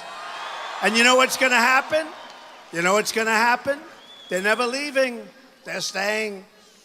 They're staying. We will renegotiate NAFTA, stand up to China, and stop the job-killing Trans-Pacific Partnership. As part of our plan to bring back jobs, we are going to lower taxes on American business from 35% to 15%. We will massively cut taxes for the middle class. Hillary Clinton is raising taxes very substantially. We will cancel billions in global warming payments to the United Nations, billions and billions and billions of dollars. And nobody knows where it goes, and nobody knows what it's used for. I know where it goes. It goes into a lot of people's pockets. That's where it goes. And we will use that money to invest in environmental infrastructure in the United States of America, if you don't mind, right? And we will rebuild our inner cities and the African American community and the Hispanic community will love what's going to happen, because the inner cities, in so many cases, are like living in hell. Crime is rampant, horrible. You can't walk to a store without getting shot. Schools are terrible, as bad as it gets, and there are no jobs. We're going to bring back the jobs. We're going to fix the schools and make them terrific. And we're going to make the inner city safe. We're going to make them safe. And as you know, the Democrats, for longer than 100 years in many cases, unbroken chain, have been in charge of the inner cities. And you know what they want? They want your vote. Then they say, see you in 4 years, folks. They do nothing. I will fix the inner cities. And I ask you, though, what do you have to lose? Believe me, we will do such a great job. What do you have to lose? And we've been doing very well. If you look down in Florida, look at those long lines. We have been doing very well with the African American community and with the Hispanic community, and all of the dishonest press. They're saying, what's going on here? What's going on? Among the world's most dishonest people. Look at all of them. Oh, look at all those cameras. Look at all of those cameras. Why don't you twirl the cameras, folks? Go ahead, twirl them. Show the crowd. Show the crowd. They don't do it. And outside you have another 10,000, it was just reported, 10,000. These are the world's bad people. They're dishonest people. They're very, very dishonest people. Not all of them, but I would say most of them and all of them. You heard the coach, he mentioned it too. I guess he's got his difficulties with them also. No, they're very dishonest. I will be a champion for all Americans against this unfair and corrupt system. We will become a rich nation again. But to be a rich nation, we must also be a safe nation. Hillary Clinton wants a 550% increase in Syrian refugees coming into the United States. Can't do it, folks, can't do it. Her plan will import generations of terrorism, extremism, and radicalism into your schools and throughout your communities. When I'm elected president, we will suspend the Syrian refugee program.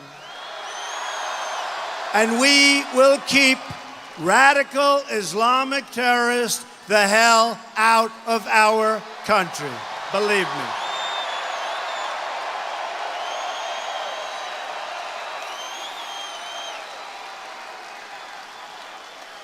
A Trump administration will also secure and defend the borders of the United States. And yes, we will build a great, great wall.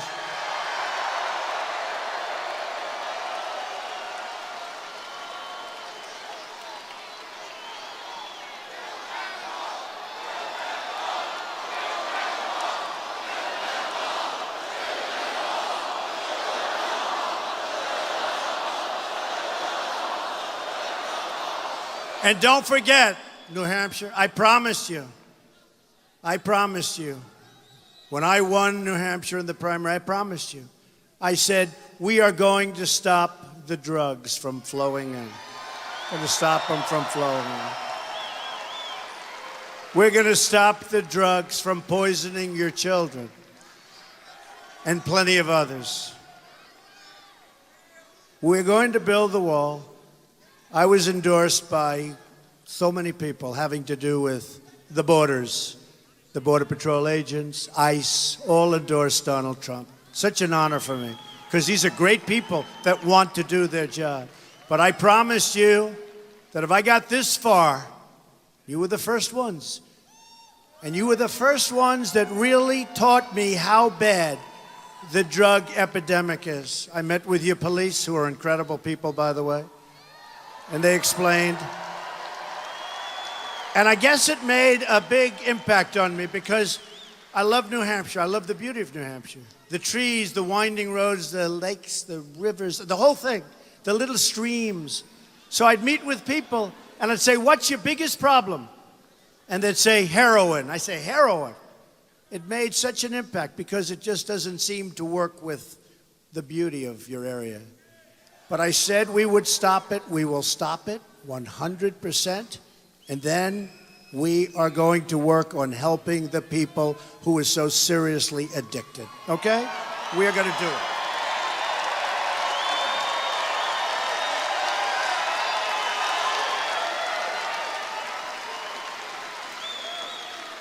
Hillary Clinton totally supports open borders. There goes your country. Which means unlimited drugs pouring into your states, pouring into our country.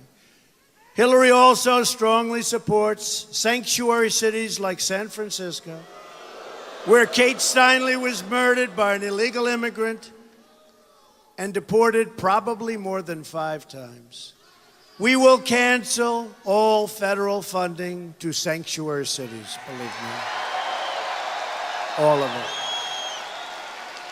We will stop illegal immigration, stop the drugs from pouring into our country, and dismantle every last criminal gang and cartel threatening our citizens.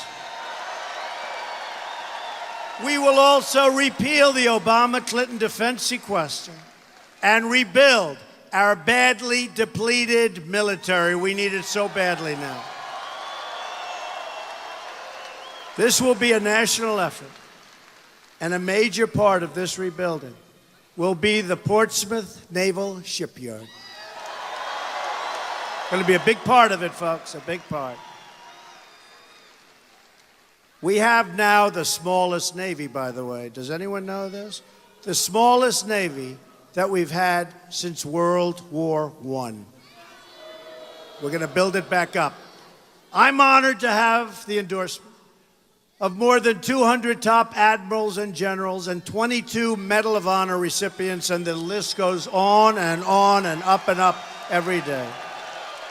Hillary and our failed establishment have dragged us into foreign wars that have made us less safe and that we never win. We never win. We fight and fight and fight. Like Mosul, we give them 4 months' notice. We're going into Mosul. What about the element of surprise? Remember the old element of surprise? We are going to be attacking Mosul in 4 months. We will hit them from the rear. We will hit them from the front. We will paratroop in. We will do all sorts of things.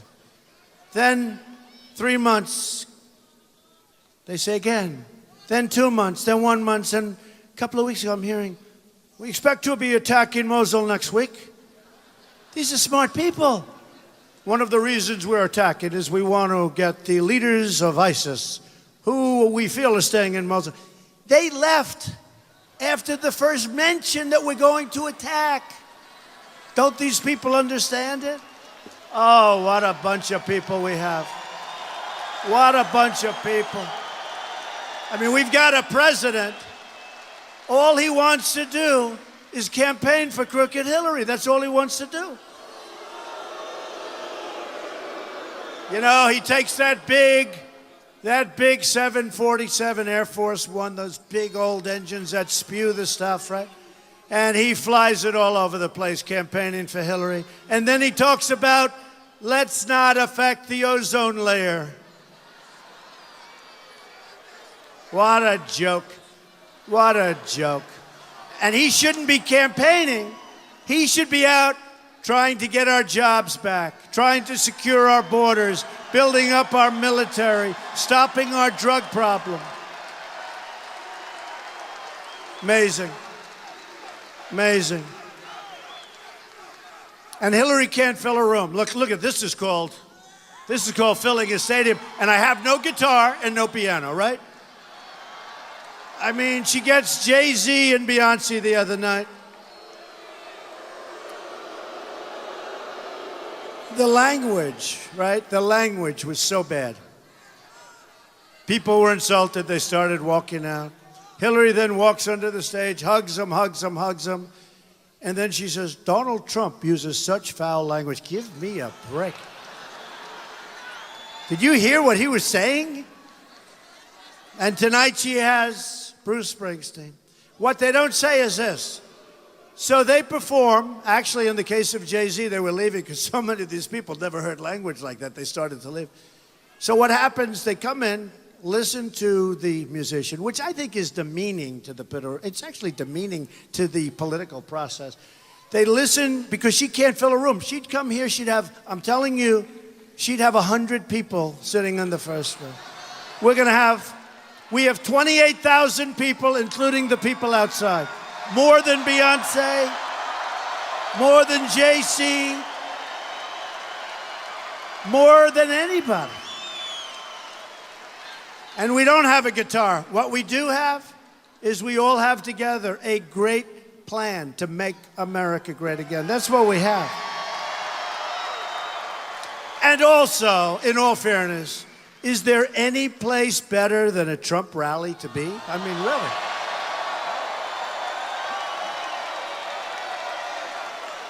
There's no place better.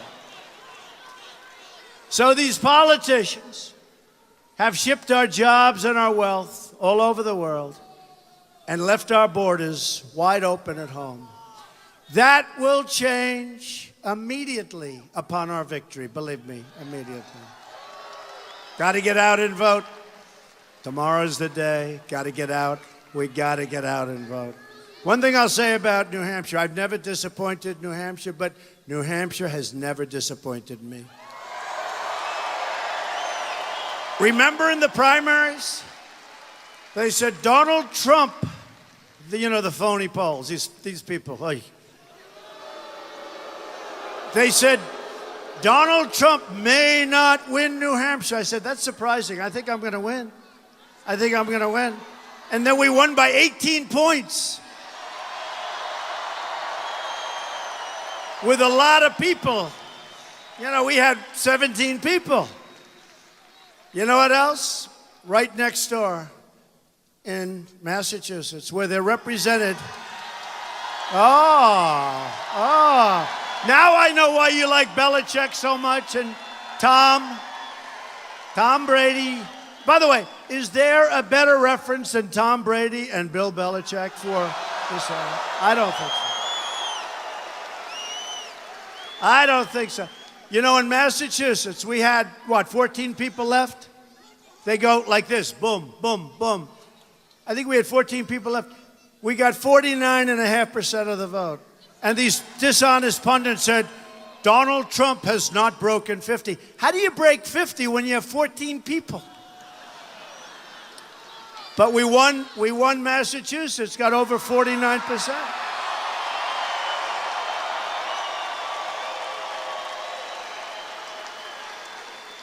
And Massachusetts is represented by Pocahontas, right? Pocahontas. It's represented by Pocahontas. Oh, she's terrible. She is just a terrible person. Terrible.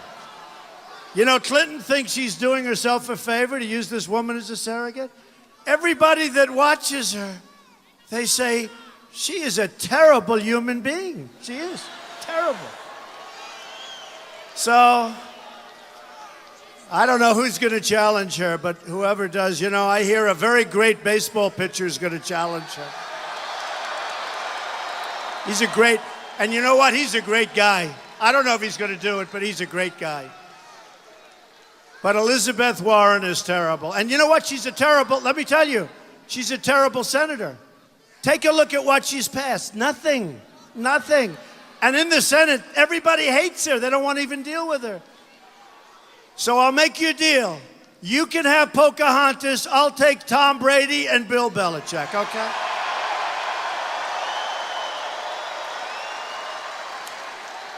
And from now on, it's going to be America first.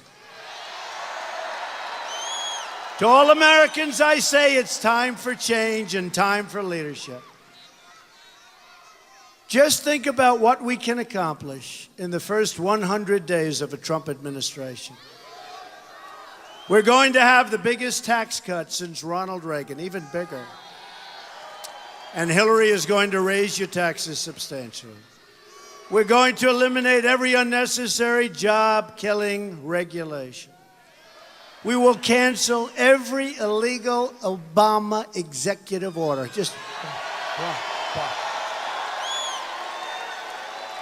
He goes out and plays golf so much that he doesn't have time to convince Congress to go and let's do it the way it's supposed to be done, right? Right? I mean, he's played more golf than most people in the PGA Tour. This guy, like, is it over 300 rounds? Hey, look, it's good. Golf is fine, but always play with leaders of countries and people that can help us. Don't play with your friends all the time. We are going to protect religious liberty, rebuild our military, and we are going to finally take care of our veterans properly. Our veterans properly.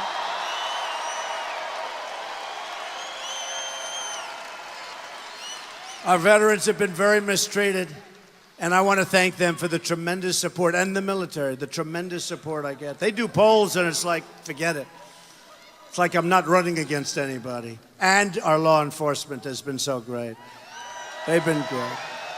We're going to provide school choice and put an end to Common Core. We're bringing our education local. And we will support the men and women of law enforcement. Great people. And save our Second Amendment, which is under siege. And appoint justices to the United States Supreme Court who will uphold and defend the Constitution of the United States. Think of this. I started on June 16th, long time ago, from way back. Can you imagine this? And now I can say, you have one day, but it's no longer one day. It's like just like tomorrow morning. Who is going to vote tomorrow morning, please?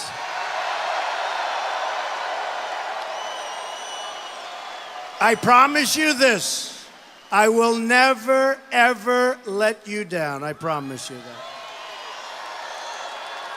I didn't need to do this. You know, I built a great company, one of the great companies, some of the great real estate assets in the world. I enjoyed my life, and I was on the other side.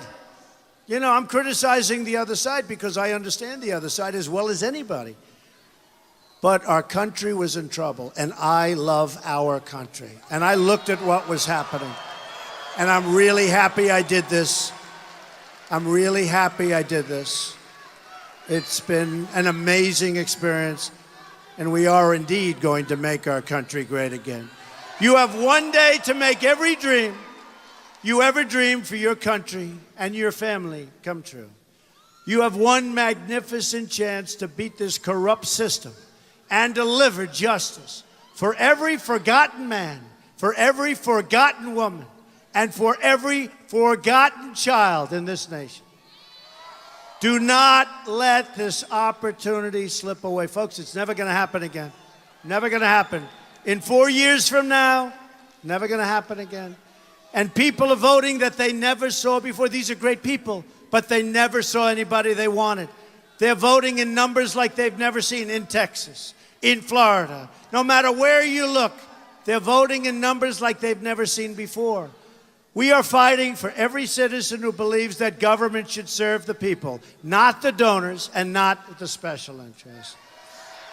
And we are fighting to bring us all together as Americans.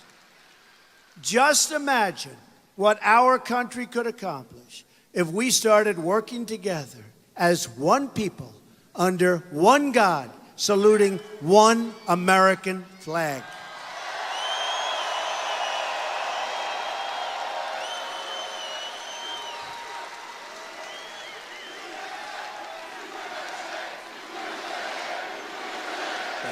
Thank you. Thank you. Thank you, everybody. Such a great honor. Incredible people. You're incredible people. I'm asking you to dream big, because with your vote, we are just one day away from the change you've been waiting for your entire life. To all of the people in all of our cities and towns, I say these words to you tonight. I am with you, I will fight for you, and I will win for you. I will win for you. Together we will make America wealthy again. We will make America strong again. We will make America safe again. And we will make America great again. Thank you very much, everybody. God bless you. God bless you. Get out and vote. Thank you, everybody.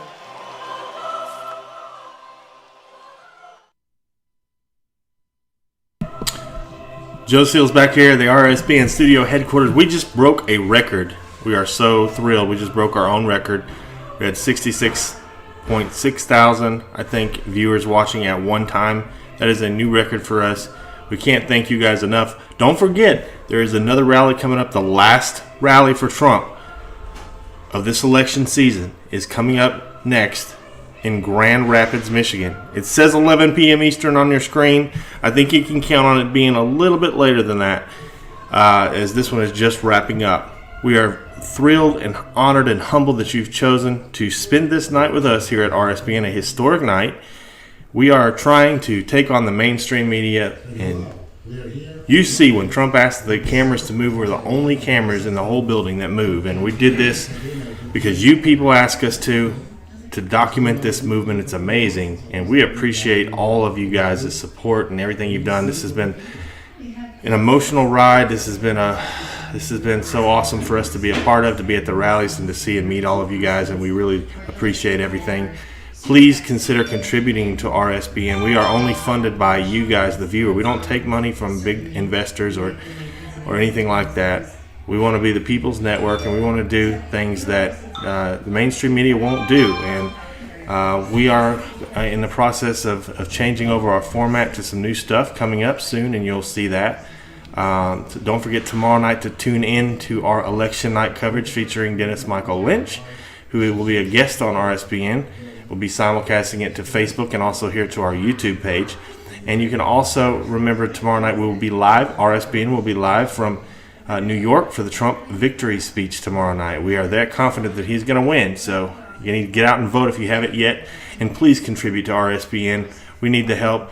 It's very expensive to do these things. We've spent tens of thousands of dollars traveling over the last week, and we could certainly use the help if you could. It's rsbn.tv/donate. It's rsbn.tv/donate. I'm going to let this scene play out for a little while, and then you can join our stream, the stream in Grand Rapids, which is coming up next. The moderators will post a link to that. We'll start that stream here momentarily. So thank you guys for watching. Enjoy the last rally tonight. Soak it up.